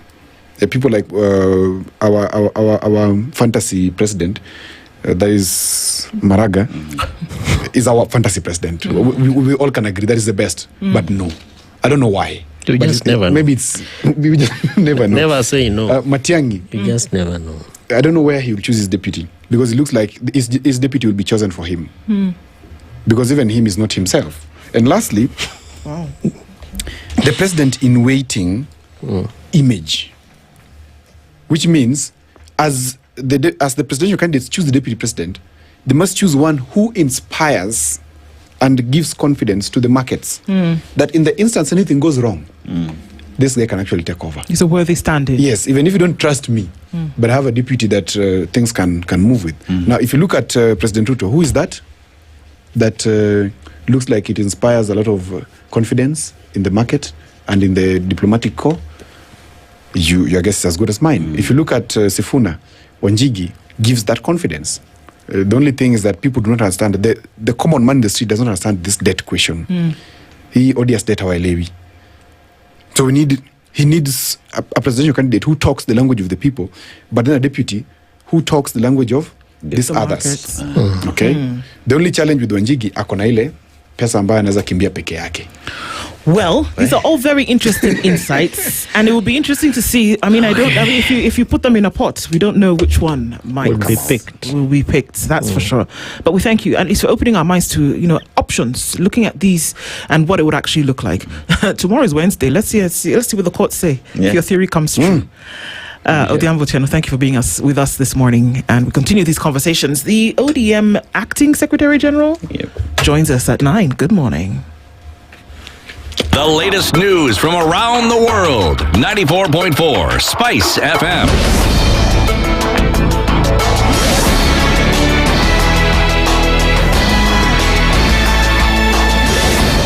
Good morning. This is the Newswire. I'm Leah Ubaga. As schools reopen today for the second time, parents who have not paid their children's fees are appealing to school principals not to send learners home, citing financial constraints. The parents, including those from Trans Nzoia County, say the rising cost of living has made it difficult to prepare for the new term. They add that the limited funds available were invested in agricultural activities such as purchasing farm inputs during the planting season, with the hope that the upcoming harvest will help them clear the fees. They warn that sending students home disrupts learning and affects syllabus coverage, especially for candidates preparing for national examinations. Pesa na kimaisha pia haitupeleki vizuri vile. Saa zingine nayo huwa walimu wanafukuza watoto kwa vitu vingine kidogo. Kweli mtoto ametoka asubuhi kidogo, mtoto kurudisha kuambia wameniambia remedial na una hiyo shilingi. Kwa sasa hivi chumi imepanda, vyakula imepanda na mzazi wengine wajiwezi. Sasa tungeomba walimu watuelewe, wazazi watafute pesa polepole. Tunaona hata walimu hawana namna, sababu huyu mtoto lazima asome, lazima akule, lazima avae. Kwa hivyo unaona sasa hata mwalimu kama ana upendo anashindwa vile anaweza kusustain mtoto awe kwa shule, kwa familia. Na hata kama ako na pesa tu kidogo, walimu wakubali tu kumpokea. Junior secondary school teachers in Embu County are calling on the Teachers Service Commission to employ them on permanent and pensionable terms, citing low pay of 17,000 shillings per month. The teachers say the government has delayed the hiring of 44,000 teachers nationwide, despite a court ruling directing that they be employed on permanent contracts. They have issued a 7-day ultimatum to the government to address their concerns, warning that failure to do so will lead to a nationwide strike. Power! Power! Tunataka ajira ya kudumu haraka iwezekanavyo. You have got the minister enjoying 1.5 million per month, and he is ministering a teacher getting 17,000 per month. That is criminal. That is the question of when we are going to down our tools. It depends with the national office and the county offices. Yes. Once we get that order, which we are expecting 7 days, we shall paralyze everything, including the senior schools, in solidarity with the JSS teachers.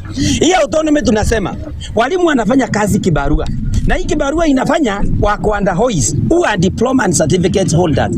Yes, our teachers here are degree holders. Tangu lini ukaona nasa anasimamia daktari? Tangu lini?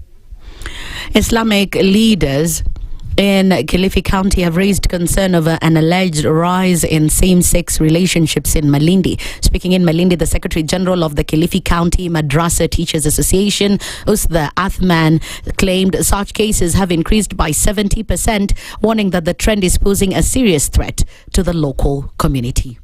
Kusema GBV ile imepungua kwa kiwango kikubwa. Nikisema ina scale of 1 to 10, nitasema imepungua kwa asilimia kama 60 hivi. Lakini ushoga imeongezeka. Ina scale of 1 to 10 imeongezeka kwa asilimia kama 70, na ni mambo kama ni hatari katika jamii yetu. Masuala ya ulawiti watoto wa kiume yalikuwa yameongezeka sana katika mji wa Malindi. Malindi, by the way, kuna ushoga mwingi sana. Kama ulikuwa hujui ujue. Tuna mashoga wengi, tuna waume wengi ambao ni wake za watu katika mji wa Malindi. Hilo lijue. Watu wanaonekana huku nje ni mashehe, ni mapasta, ni mabishop. Wanaonekana huku nje ni masaints, lakini ni wake za watu. Kwa hivyo tunatahadharisha pia wazazi. Mtoto wako ni ujue nini nje yuko na nani, amepewa zawadi na nani, kwa nini apewe zawadi, kwa nini apewe pesa, ufuatilie, sababu people huko nje wanataka kuharibu watoto wa kiume, wanataka mabikra.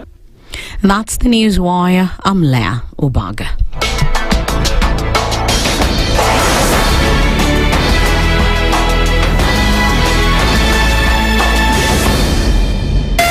.4 Spice FM, Nairobi. The following takes place from 6 a.m. to 10 a.m. every weekday on Spice FM. Every time he kept on saying he wants a vibrant opposition. How does it make sense that public money has been used already and then they dare to sell it back to you? Why are they not giving them for free? That's how broken we are. That's how broken we are. They are being sent home now for fees. They're going to fail to prepare. We are compromising the futures of these children. This is the Situation Room, the only way to start your day. The following takes place from 6 a.m. to 10 a.m. every weekday on Spice FM. Members of parliament, they go to settle, they just promised they get given tea, mandazi, and 100,000. That's not development. External borrowing, 589 billion. Are we on the same page? What did parliament pass? If anything happened to our president today, God forbid, that man would become president. Na ndio alilenga hizo stories za Shakahola. The real thing is our constitution has only one person who is accountable to us. This is the Situation Room, the only way to start your day.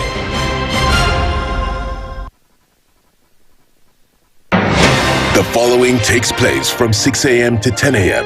every weekday on Spice FM. Every time he kept on saying he wants a vibrant opposition. How does it make sense that public money has been used already and then they dare to sell it back to you? Why are they not giving them for free? That's how broken we are. That's how broken we are. They are being sent home now for fees. They're going to fail to prepare. We are compromising the futures of these children. This is the Situation Room, the only way to start your day. The following takes place from 6 a.m. to 10 a.m. every weekday on Spice FM. I am also a publicly elected official. Okay. My salary is paid by your taxes. Yes. So if you need me to answer questions, we will not run away from you. Asante We will always be here. The government itself is engaging in corrupt practices. That the government itself deliberately schemes to influence through bribery members of parliament. You pay for a passport online. Alafu you're told there are no booklets.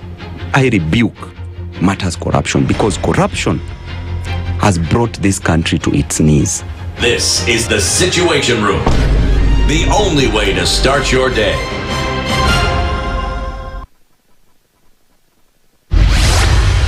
Mature, intelligent talk every morning.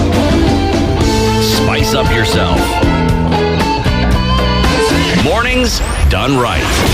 94.4 Spice FM, Nairobi. How's everybody doing this morning? And of course, I'm giving a hug right there to the Odium party. She's here with us this morning, Karibuni Sana Kilamtu. Thank you for being here with us this morning as we get into conversations. It's 8 minutes past 9 o'clock. And yes, salams and salutations round. We get into a conversation. It's another one necessary for us to do. And you've seen her even before you've heard her. And before I tell you that, do you have a bit of a headache? Are you feeling a certain type of way this morning? Well, don't ask that guy that you normally search for. What we need you to do today is not search your symptoms. Find a trusted healthcare provider near you. The Aga Khan University Hospital has brought specialized world-class care to your neighborhood. Our conveniently located clinics offer specialist clinics, diagnostics and pharmacy services, ensuring you and your family receive the best. So from cardiologists to pediatricians, gynecologists, family physicians, surgeons, diabetologists, gastroenterologists, neurologists, and I can never say that word right, but pulmonologists. That one that Aseto says right. But we've so far learned properly now that this is the specialist that deals with your lungs. Yes. Okay. So you can find all of this near you. And so our friends on Gong Road and its environs, we've got you covered. Medical centers at the following locations: Prestige Plaza, Valley Arcade Shopping Center, Bina Complex in Karen, T-Mall and Gong Town. So visit any Aga Khan University Hospital Medical Center in your hood today or call 0730-011-888. The Aga Khan University Hospital, world-class care here and now. Karibu sana. All right, so into the final hour of our conversations this morning, and joining us in the hot seat of the Situation Room this morning is Catherine Omanyo. She is the Busia Woman Rep and the Secretary General of the Orange Democratic Movement. Good morning. Good morning. How are you doing? Okay. Sure. Yes, we've been busy the whole weekend. Yes. We are creating or causing a resurgence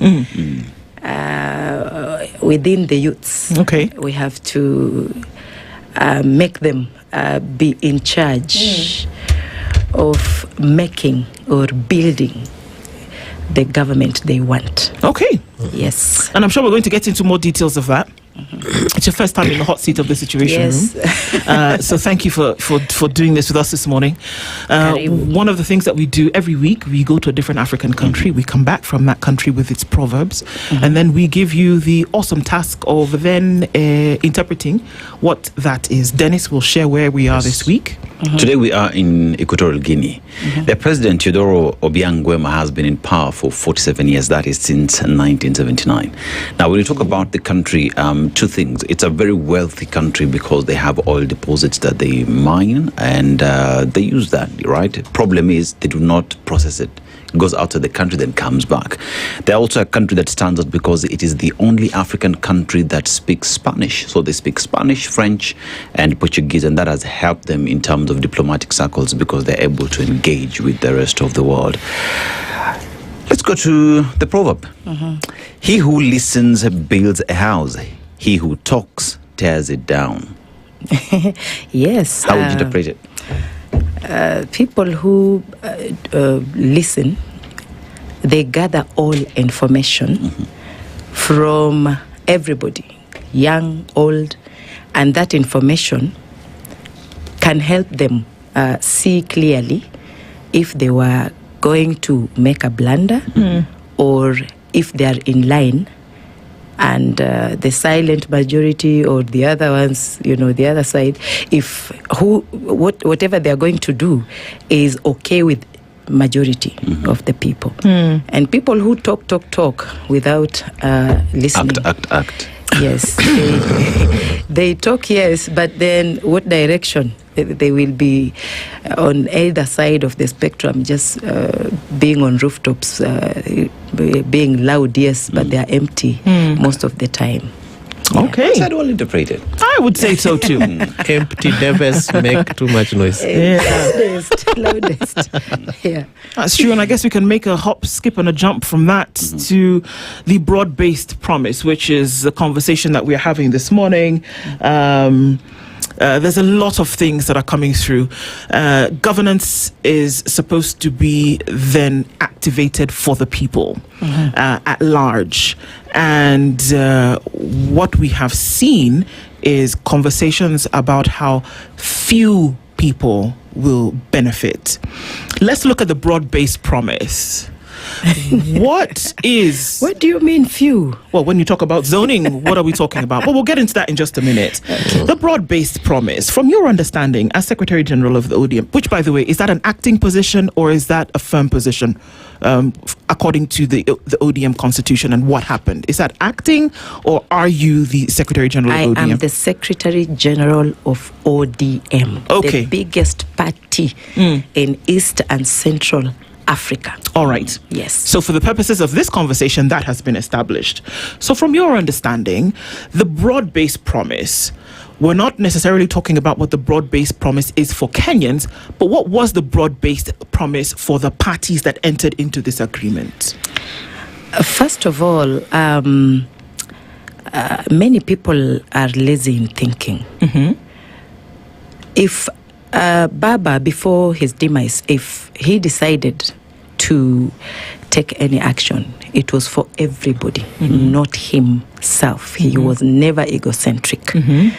Walking in that platform to negotiate was good for all of us, because where the country was headed, we would be living in a forest somewhere, or seeking asylum, or in those tents I see in Dadaab. So he went in to calm the situation, and that is why we are here today enjoying the comfort places we are in right now. Now, broad-based was meant to make devolution profound. Many times we had leaders in this nation who focused in developing their regions only.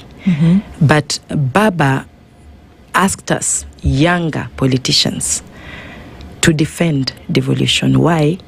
If I went to Turkana today, or Busia, where I come from, I shouldn't suffer if I wanted to fly out of my town to go to another place. If there is an airstrip in Muranga or Njeri, why shouldn't we have it in Busia? If we have good hospitals in Eldoret, why should I miss the same in Busia? So Baba went in to make sure that devolution is not just theory, but it's pragmatically felt across the country. Going into broad-based again, when Baba left us, I heard some youth saying that the constitution has died. It hasn't. It is us, especially ODM. I describe ODM as the conscience of the constitution. Many times when we went for maandamano, many people would describe it as a holiday or something like that. Even recently, people are saying we miss Baba for these extra holidays that Baba used to create. But it wasn't really that. It was whenever Baba could say something, he had seen what we haven't. And he would up his game by saying, together we can, let us hold hands, go in the street to stop this nonsense or to make sure that it happens. So broad-based people have made it sound like a selfish thing. Broad-based people? Who are broad-based people? It wasn't for selfish gains. It was to bring sobriety. It was to make sure that the government does not belong to few. Okay. It belongs to all of us. If we left it just to Ruto and the Gachagwas of those days, we would be no more. So I'm sorry, I just need some clarification on that, SG. If you left what to President Ruto and Gachagua? If you left the government just to William Ruto, we would not have anything to hold on to? Is that what you're saying? Gachagua. Oh, so Ruto is out of it now? Ruto is okay. The same he reached out. Okay. A good leader, you don't just thump and say, oh, I have it all, I know it all, I'm in charge. But he reached out to Baba. And that's a sign of a leader who is very strong. Some people think if you reach out for help, you are weak. No. Ruto is a very strong president. So reaching out to Baba, he needed guidance. He needed wisdom how to handle the situation. And he was burning. You know, sometimes you can have a partner who is eating your nerves every day. You give them more time maybe to change, to think again, to be part of a solution. But the person is insensitive. So he reached out for help, for advice, and Baba went in. So to me, broad-based comes in as a strength, as a positive gesture for all Kenyans. Yes. One would ask the question, let's look at the broad-based agreement and the 10-point agenda that were in that, right? Yeah. So you look at, let me just go through them. So full implementation of NADCO report. There's inclusivity in all spaces of life, protecting and strengthening devolution, economic investment. Young people must be mainstreamed, leadership and integrity, the right to peaceful assembly and compensation of all pending claims of human rights, national debt, that is urgent audit of how much has been borrowed and how it has been used, fight against corruption, stopping wastage of public resources, protecting sovereignty of the people. Of all the 10 points under broad-based, what has been achieved? What's there to show? A lot. Actually, many people wanted the 10-point agenda to happen in a day. You sleep and wake up the next day and we have it all. No, it's progressive. Looking at where our country is, I think we have achieved a lot. One, just the other day, maandamano, it was so peaceful. It was peaceful. But we don't have people, counting bodies and, saying we were not allowed or the way it used to be. But you see, you talk about maandamano, and I think it's great that you've gone there. But remember, broad-based was formed after 2024, the finance bill, anti-finance bill protest, right? Yeah. But in 2025, a year later, after formation of broad-based, over 60 Kenyans were killed under the government that is broad-based. How then do you speak of what broad-based intended to achieve, extrajudicial killing stopping, yet we see that happening in the union that is broad-based? Has broad-based failed based off that specific agenda of extrajudicial killings ending? That's why I said it's progressive. I'm a teacher. You can be in class and teach and think that everybody understood, only to come back and as a teacher, you go back to revision. When Baba came up with President Ruto to do this, they actually had some boxes to tick. And like I've said, even though a few other things have happened that are not palatable, I still think there is some progress. And you have witnessed the president going around the country, launching many projects. Where I come from, in Busia, we didn't even have an airstrip. We didn't have a stadium. Yet, if you look at Busia properly, Busia should be Nairobi. Do you have an airstrip and a stadium now in Busia? Now they have launched. No, I'm sorry. Do you now have okay. You cannot construct an airstrip in a week or 2 weeks. But I need to understand something so that we also don't go to a place whereby we run away from the issues. These things that you talk about, whereby they could be agents of development, one must ask, were they the stipulations that were put into that 10-point agenda? Because there were 10. The first one being the full implementation of the NADCO report. That was the first one, which on its own was an extensive report and things that had to be done. But what we hear is that there is travel around the country and that there is the launching of projects, which if you look at the 10-point agenda, that doesn't show up. Remember, in number 1, 2, 3, 4, 10. Or 5. Wait, and those are the first 5. I just so want we to use that. Clarify something. We use that because it's the point that you've used right now. Yeah. Because you are now talking about a progressive 10-point agenda implementation, whereby it was very clear at that point that this was stipulated by time. And coming to the end of that period is when we started to hear this talk of progression, of progressiveness. And the examples that continue to be used are those of the president launching projects. You have to have the money to do things. Remember, 10-point agenda is a spit of the NADCO report. When I start counting what I have witnessed, I'm ticking boxes. But were those the 10 points? You know, you can witness things that were not in the 10 points. Among them. So I'm talking of what is happening in my county. Okay. Which is supposed to happen anyway when you have county bosses. But you didn't need the 10-point agenda for devolution to be... No. It is constitutionally bound. Devolution, and that's why you have an election whereby you elect a governor. You didn't need two parties to come together. And this is my question here. Did it need two parties to come together for the constitution to be followed? To be implemented, pretty much. To even be implemented. Let me remind you, this country since independence, why do we have other counties more developed and not others? So this rubs it in, makes it like deliberate that no county should be lagging behind.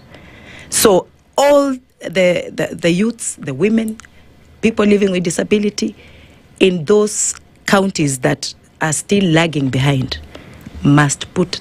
Why do they lag behind? I think we need to get to this here. When we're saying that there are counties, 47 of them, and all of them are not at par. But you know what? There's something called equitable share. All right? But Senate goes and they lobby for this money.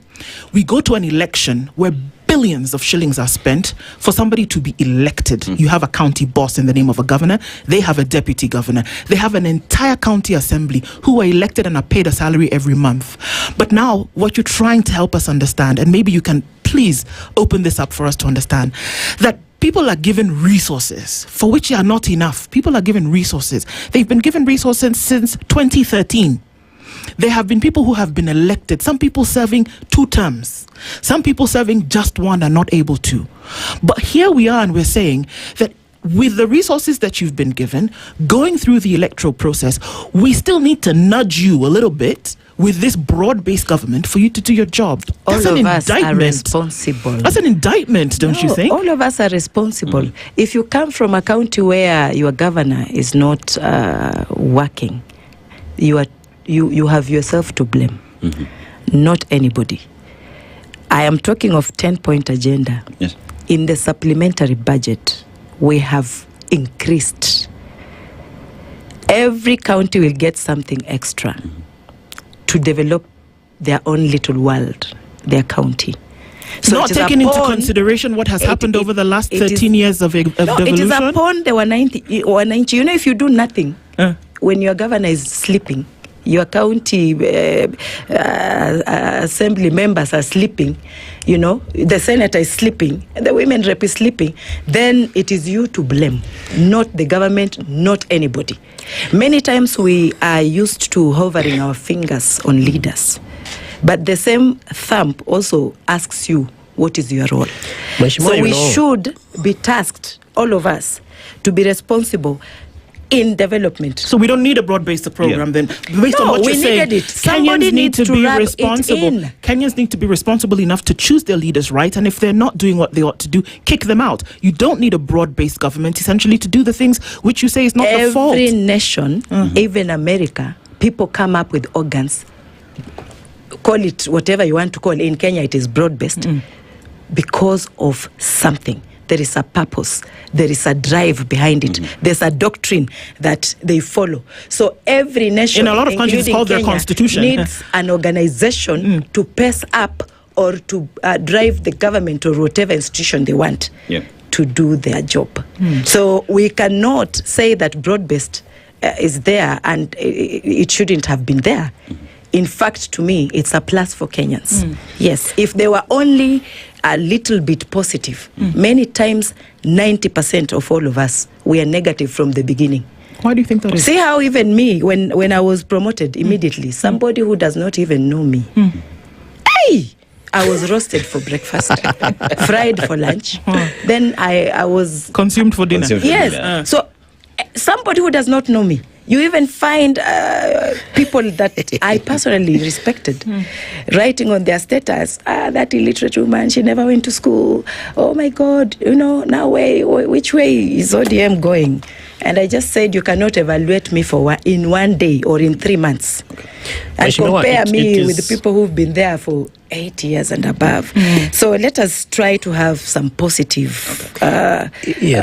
vibes on this. In the spirit of positivity and positive vibes, when you began, you indicated that ODM has been the conscience of the Constitution. Yes. And to a majority of Kenyans, almost half of the country, they look at ODM as a voice of the people. Yes. And it's a voice of the people because of what Mheshimiwa Raila Amolo Odinga, Joey, what he stood for. Yes. That when things are not working, he would not keep silent. He would come out there and ask critical questions. When there are policies or laws that needed to either be amended or, conversations to be strengthened, enhanced, etc., he would send his parliamentarians, and they would go in there and ask accountability questions. Yeah. In the spirit of the broad-based government, you have actually even contributed. He contributed experts, 4 of them, to the government to be able to support and ensure that things are working, and that mantra of the voice of the people still stays. Things are happening, Mheshimiwa. We are having goons all over the country. Insecurity concerns. People are asking questions. We are not hearing ODM as a party that has been founded on proper demonstrations, sweat and blood of the Kenyan people, asking questions led by Mheshimiwa Raila Amolo Odinga. Fuel prices went up, skyrocketed, and people were, complaining, talking, asking questions. One of your experts actually sits at the apex of that particular ministry. We didn't hear, at least I did not hear, and a few friends of mine who believed that if Baba were here, certain questions would have been asked. Accountability of parliament, things that are happening, including counties, where things are not working effectively. You have senators who belong to your party. Do you think that ODM is still that party that is a darling of the people, the voice that would really speak for the people of Kenya when things are not working? ODM is, I think you chose not to listen. Please remind me. Yes, the whistleblower was Opiyo Wandayi. Was it though? He actually noticed that something was off and informed the president. That weekend, I personally went wild and said, Wananchi cannot be suffering, and I'm in broad-based, comfortable. It will be broad-based if Wananchi are happy first.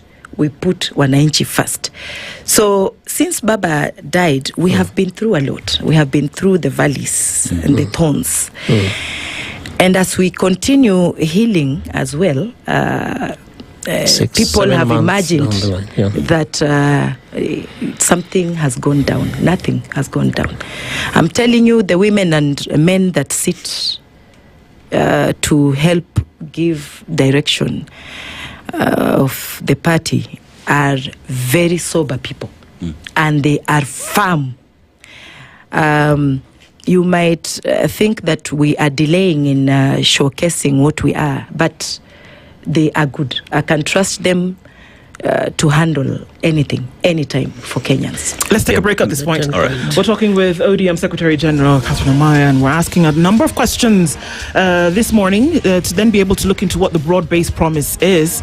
Maybe we'll get a little bit more of that when we come back. It's 28 minutes to 10 o'clock. Conversations continue after this. Don't go away.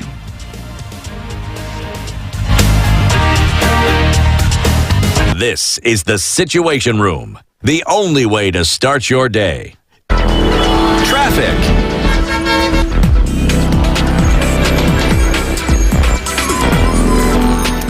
Still a busy morning, and we're looking at some traffic still on Mombasa Road this morning as you head out towards Capital Centre. It's going to hold you through towards Haile Selassie and move very slowly from there. Looking in from that Roy area, and you come in crossing over towards Kangunda Road, there's some traffic here as well. Outbound traffic, not so much. Inbound to the CBD, very busy. Peponi Road. Also coming in from Limuru Road, the Red Hill Link Road, all the way from Waiaki Way through towards Limuru Road. Busy this morning, and you're going to come off of the Pangani underpass through towards Moranga Road with some traffic here as well, still continuing. We're going to keep an eye on all of this. Jogo Road is a mess. It's touching on Landis and out towards Haile Selassie into the CBD. Talk to us through the day. SpiceFM KE on X.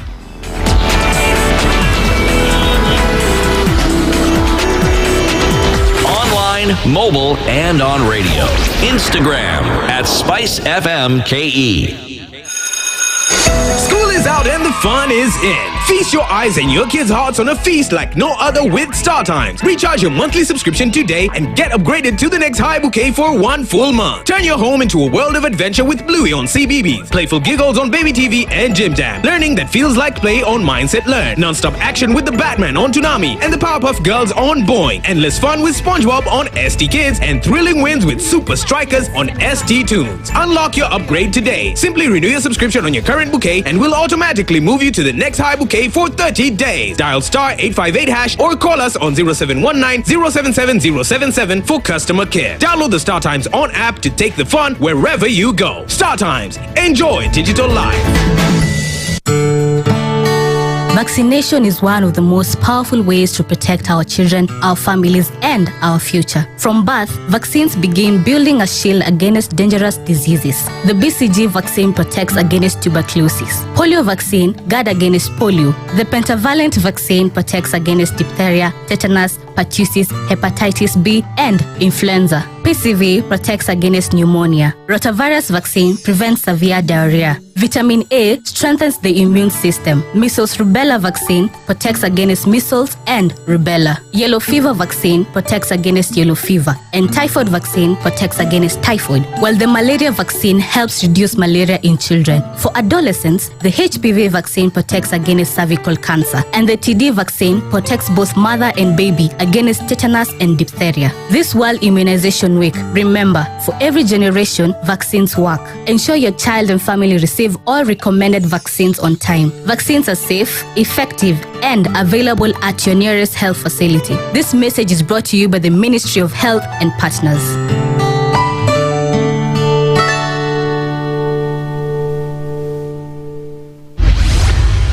Mature, intelligent talk every morning. Spice up yourself. Mornings done right. 94.4 Spice FM, Nairobi. We continue our conversations with Catherine Omanya, who is the ODM Secretary General. And as we come in from that, looking at the broad-based promise and some of the things that we see, there's been a little bit of, a clawing between the two, I guess, the only two parties in this broad-based agreement, so much so that it called for a meeting to be had at State House so that both of you could kind of, cross your T's and dot your I's. What was the problem? Zoning, not zoning, who would be deputy president, for who is a position reserved? And that it seemed that soon after you had that meeting, everybody's okay. Or are you?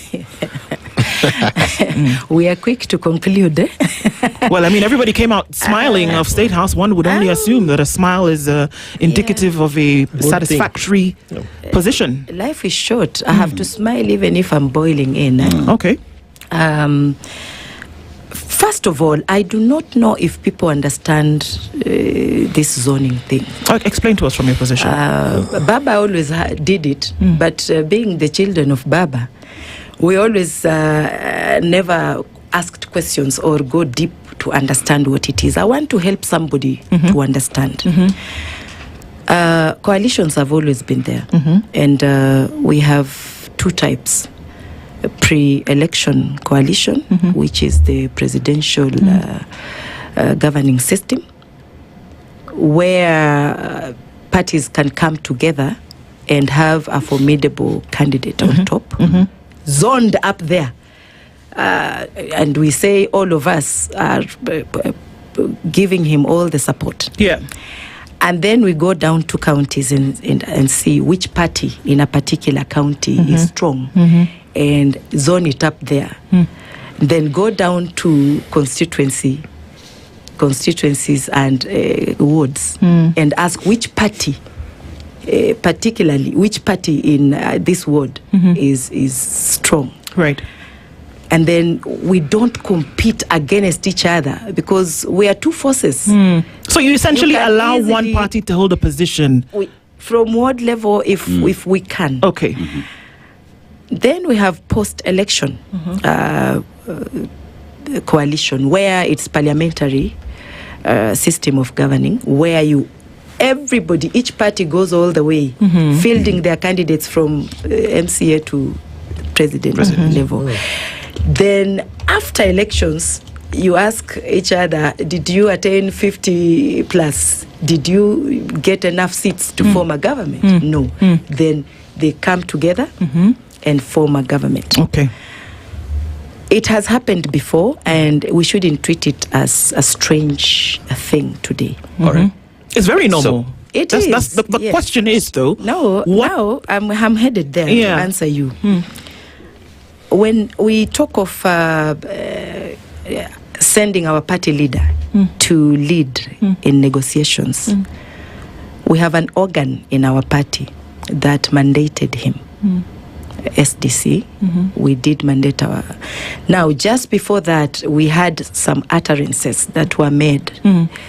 Unfortunate utterances. You know, like I said, we lost Baba, and some of us might look strong today, but we are still bleeding quietly. Losing such a gentleman at such a time, I still say it was untimely. You can never say anyway he was old. Daddy is daddy even if he's 100. So somebody in Coast who also holds a pivotal position in UDA said that our party died with Baba, and the Coast region is no longer the bedroom of ODM. Such utterances didn't augur well with... And this person is in the broad-based agreement with you? The SG. Okay. So we said, hey, look at this. We cannot just, maybe he's representing the party. Because our side, when the SG didn't represent the party's position, we purged him. We have disciplinary measures that we take. Why are they not saying anything when it comes to their SG? So we said, anyway, we are a big house. We cannot be swallowed anyway. We can go it alone. So we had a meeting and it was hot. It wasn't easy to even come to a conclusion. And we had actually decided to do our things our way. It was that bad. But then, because we have sober leaders in both parties, they said, look here, can we talk? And we went actually in, and we people apologized. Which brings me to my question, which is, everything you've just mentioned or described paints a picture of a political class that is heavy on political expediency, maintaining the status quo, not thinking about the Mwananchi. Why do I say that? Because if we look at what brought together the broad-based arrangement, there were things that were supposed to be achieved, and I will still go back there. And I will just mention, say, 3. Fight against corruption. We talk about fight against corruption. We have 11 billion shillings that was said to have been lost in the health ministry. You have a cabinet secretary who would come and tell you that the country has lost billions of shillings that he was unaware. All of a sudden he has turned to be the saving grace because he is a what? Because he is Anyway, so we talk about wait. We talk about leadership and integrity, which are part and parcel of this broad-based arrangement. At that point, everything that is in that document have not been achieved. We see them happening: corruption and wastage still in this government. You talk about supplementary budget. It is leaders in broad-based government who sat there to give the president extra 17 billion shillings to spend on top of roofs that you referred to, having not doing anything. Is broad-based government doing anything for Mwananchi? Because where Mwananchi said, it is there to maintain status quo and not meant to I want address to their answer issues. you, and I want you to understand me. Your opinion is yours, and it's your right to put it the way you did. But when you talk of status quo and I look at myself, I want to motivate or inspire a young Kenyan out there. I wasn't born and raised with everything at my disposal. I actually educated myself all the way to the University of Nairobi. So if they wanted to be only the halves on the table, Catherine could not even feature. Let us start from there. And listen, you've been talking and I was listening and I took it dearly. ODM is not about just having the halves on the table. When you talk of ODM has fought to bring devolution in Kenya. And with the devolution, unless the governors and the people of Kenya sleep over it, then they won't even feel anything since independence. So it is not about status quo, and I want you to unlock that thought in your mind that it is people who go for broad-based are people who are just after enriching themselves. Explain to me then. It is not that. Then break down. Let break me it talk. down. I'm talking. Break it down. Break it down when you talk about status quo. Yeah, it is not that. The reason why status quo becomes then a conversation is because we're here talking about zoning, right? We're here talking about individuals who want to protect their bases, despite the fact that Orange Democratic Movement has for a very long time stood for what? Democracy. It is what is in the middle of ODM. As we talk about zoning, Mheshimiwa, wait. As we talk about zoning, right? As we talk about zoning between ODM and UDA, it is because individuals want to protect their bases so that they come back. I do not it know has who. happened before. It has happened before. People who fear being re-elected. Want to get the ODM ticket. Nobody is afraid of facing anyone. But when people come together and say we are forming a coalition, it means we are not going to compete against each other, but we have come together for a purpose, to strengthen, to make sure that we win. How do we win? We win by not competing against each other and allowing maybe there are people who just, if I'm very strong and I'm from ODM, my counterpart is strong as well from UDA. A weak candidate will just take it, because we've taken a chunk of voters with us. And the way Kalonzo used to say, napita katikati yao. From nowhere, just somebody you didn't even, because if you could come at that time and ask, who are the strong candidates? You hear Omanyo versus ODM versus UDA, something like that. Then a weaker person who just tried. Anyways, democracy, even if they made it, is still okay. But why do we then come together and say we are in a coalition and then we go at each other? Imagine if I was going against a UDA candidate in Busia and we are friends. We are in a coalition. How will we be campaigning? I will be saying, you do not vote for her. She's from this party is like that, because mostly in campaigns, people tear each other. So we'll be tearing each other and calling each other names. Unfortunately, now, we will even go now to the party leader or the candidate we both we are supposed to say this is the finest, vote for him, he's our presidential candidate, but we are enemies at that time. Where does Monanchi feature in all this? Politics is competition, and this competition goes into negative energy, and everybody demonizes the other one. So why should we go into a coalition and we want to demonize each other?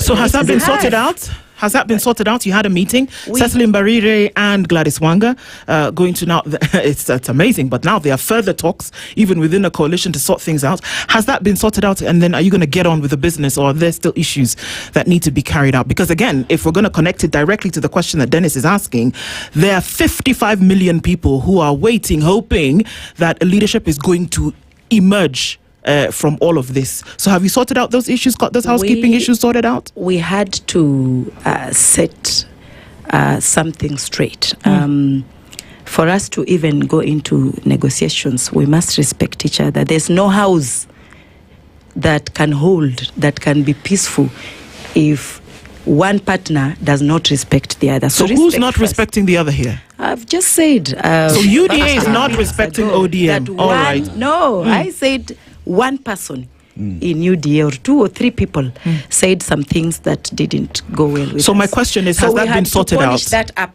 So has it been sorted out? Has it been sorted out? Yes, now? Yes. It's been sorted out. So everything is back to now we everything. are okay. We are friends again, okay. And negotiations will start soon. So hold your horses. No hurry. In negotiations again, if you hurry, you might end up not remembering some key issues. So what are you negotiating? Sorry. What are you negotiating? How will we go into a coalition? Do we just jump in? Yeah. If a man seduced you today, you must also go back and check their background well, their friends, which clan. Now, like that we come from Kenya tribe, what are their norms? So ODM is being seduced in this case. All right. So we don't want to assume that we know each other at all.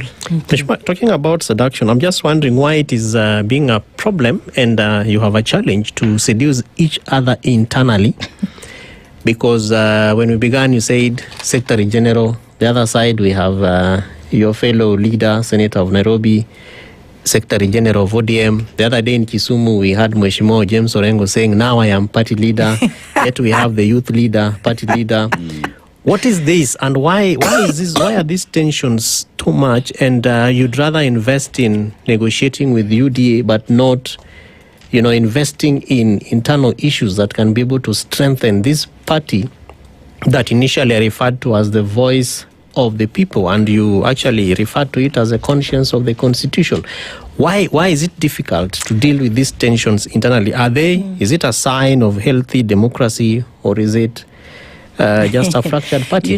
Baba used to leave us to debate loudly and express our views.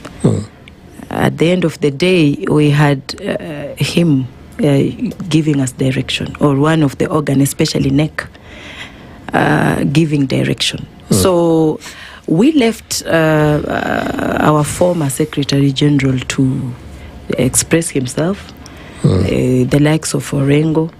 And it's unfortunate that a learned and experienced lawyer like Orengo can go into an open air market and pronounce himself as party leader, knowing very well that there is a procedure, there is a way a party leader can be bestowed. He is misleading younger lawyers. A lawyer breaking the law like that, what will another younger lawyer then do?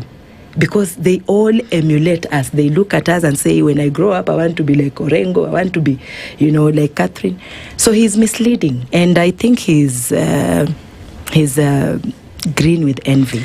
But the same thing, our party leader, Dr. Oburu, the way where I'm seated, I think they should be friends.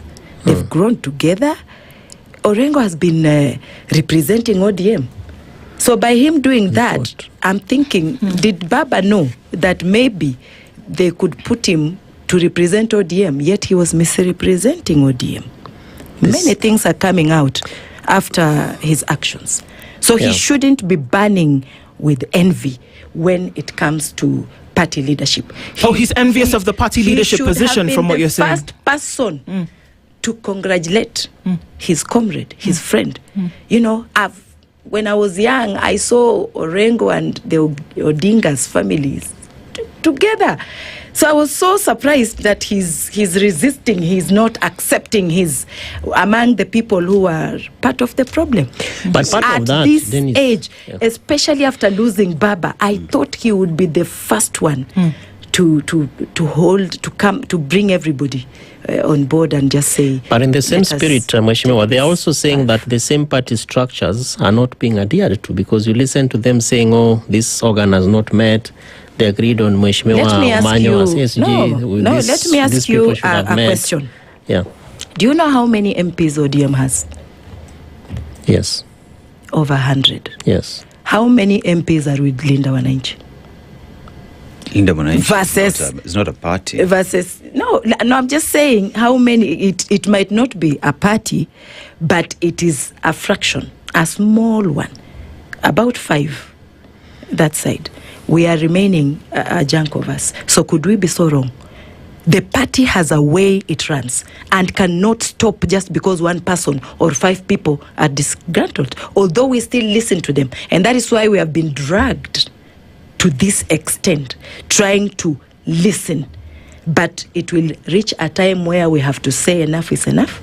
The party must continue ticking the calendar. We have events to run. We have things to run.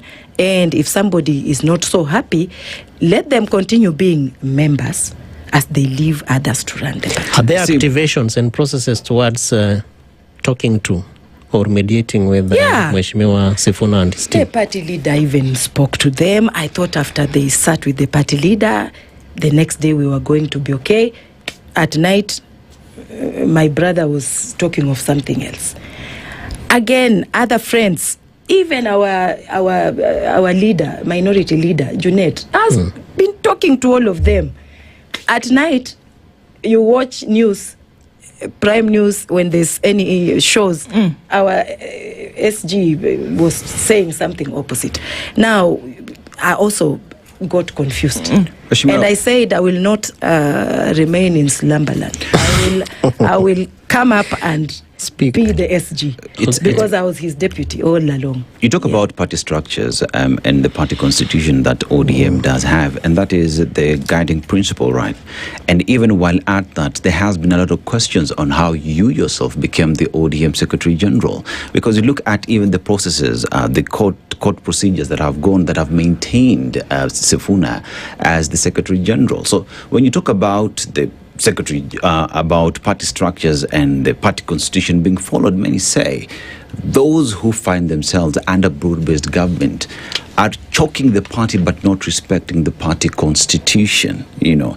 So then brings the question, where is ODM with regard to respecting its own party structures? Because what we see from outside, including what we see on the courts, does paint a leadership that does not want to respect its own procedures and processes.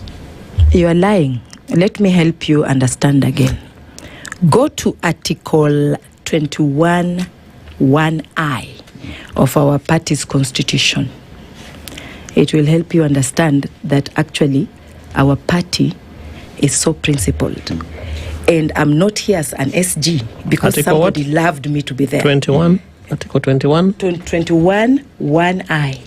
As a Deputy Secretary General, then I was mandated, I was given a go-ahead to carry the functions of a Secretary General by the NEC, National Executive Committee. So let us not be lazy in thinking as well. And even if you... It is not being lazy. You are. Because we have a constitution. With all due respect then, let's talk about your constitution, right? But let's talk about the court orders that have been given, that have said that you need to go through the internal mechanisms in the party before you even suspend a Secretary General. It is not me speaking. It is the Court of the Republic of Kenya. And a court order and that is what we law. Did. So one asks the question, if the party that you represent, that you argue is actually following democracy, does not respect a court order, then take me through your party constitution and you and your party respecting the same. Thank you. Now, if we have very, very important things to do in the party, do we wait for the courts, or the party continues as we also adhere to what the courts Well, the law is not a suggestion. Let me It is tell you it's this. mandatory. The law is not a We suggestion. cannot And you close coming the from a doors. party, you have to follow all the laws and processes and we that did. are there. And we did. I'm interested in that particular article in your party constitution. Let me help you. Go ahead. Actually, I work with it. Let me. But Mheshimiwa, there is no 21. The articles end at 12.31. It's here. 21. 20, this is Article 21, 1I. Now you can read it loud. So the one you have on your website, I think, is the wrong document. 21, 1I. Insofar as permitted by this Constitution and or as authorized by the National Executive Committee, perform the functions of the Secretary General. And so this is on the Deputy Secretaries General. That time. Yeah. So as we wait for other procedures, I continue. We cannot close the doors and say ODM is no longer functioning until we finish. I think the question that Dennis is asking is, were there internal mechanisms? Because the same constitution, Many. I am sure, allows for internal mechanisms even before you go to the political parties disputes tribunal. Even Sifuna didn't need to go to court because already people were talking to him. So what was so off or wrong for him to listen to? But he was expelled. But he was expelled. He was expelled. You had a meeting. I'm sorry. You had a meeting at the coast, and just give me a few on this. The word You had, you I'm said sorry. is rough. You had a meeting, No, and he seized. you are using the wrong word. Oh, well, when Nobody expelled him. somebody is removed, okay, Step let's aside. okay, no, I'm sorry, but you had a meeting whereby you read a statement. Yes. You read a statement that went famous, and the words you used were not step aside. The words you used essentially meant that the Secretary General then had vacated that position, and you had then stepped in. It was not about him stepping aside. Expulsion means he's no longer even He a was member. removed. Exactly. He's a member. No, of no. ODM. Expulsion meant that he was vacating that position. The statement was made by the statement was made by yourself. Did you also ask why? Please allow me to ask the question so that you can then answer, because we're short of time now, Yeah. and I'm going to take some leeway to then be able to do this. But you people are talking more than me. Well, I if you should would also answer the talk. question, then we wouldn't have to ask more. Just please hear me on this. Okay. You made a statement, and it was very clear at that point that Edwin Sifuna then ceased to be Secretary General after the SDC that certain members held. Is that the case or not? The truth is, he wasn't functioning. No, I'm asking a question, and my question is clear. And I'm also from the answering statement you- that you made, I'm also was it answering that you. he ceased to be Secretary General of ODM or not? He shouldn't be making or putting an impediment to the normal running of the party. So if SG, he's not- when you had the SDC and certain members sat and had a meeting, did you make the decision to remove Edwin Sifuna as SG of ODM? Do you understand what SDC means? You don't. SDC, they left that particular slot because we were still handling Sifuna's issue through the tribunal. So there is the difference between SDC and NDC. And prior to that... Was he removed as the SG of ODM or not? NEC. Was he removed as the SD of ODM? He was asked to stop acting as the SG. I do. He wasn't acting, he was the SG. Was he removed as the SG or not? It's a simple question. No, we were still handling his problem. You know, you ran ahead of us, yet we are still handling this issue. So he was the SG until when I was promoted, and he was asked to step aside. But when he went You get it? Was he asked, so that if he was asked to step aside, he could have refused? Listen, we had so many organs. We have board of trustees, we have our party leader, we have our minority. You know, people have been talking to him, but the only problem is we were not coming out to tell people, hey, we are trying to talk to these fellows. So when we realized that he's more out there talking and us, we are not saying what we are doing, we now said fine. We might get an answer somewhere in the future, but unfortunately our time has come to. I'm sorry, our time has come to an end at this point. She's the Secretary General of the ODM party, Catherine Omanyo. Thank you for joining us this morning. It's 2 minutes past 10. A very good morning to everybody. Nobody. The latest news from around the world. 94.4 Spice FM.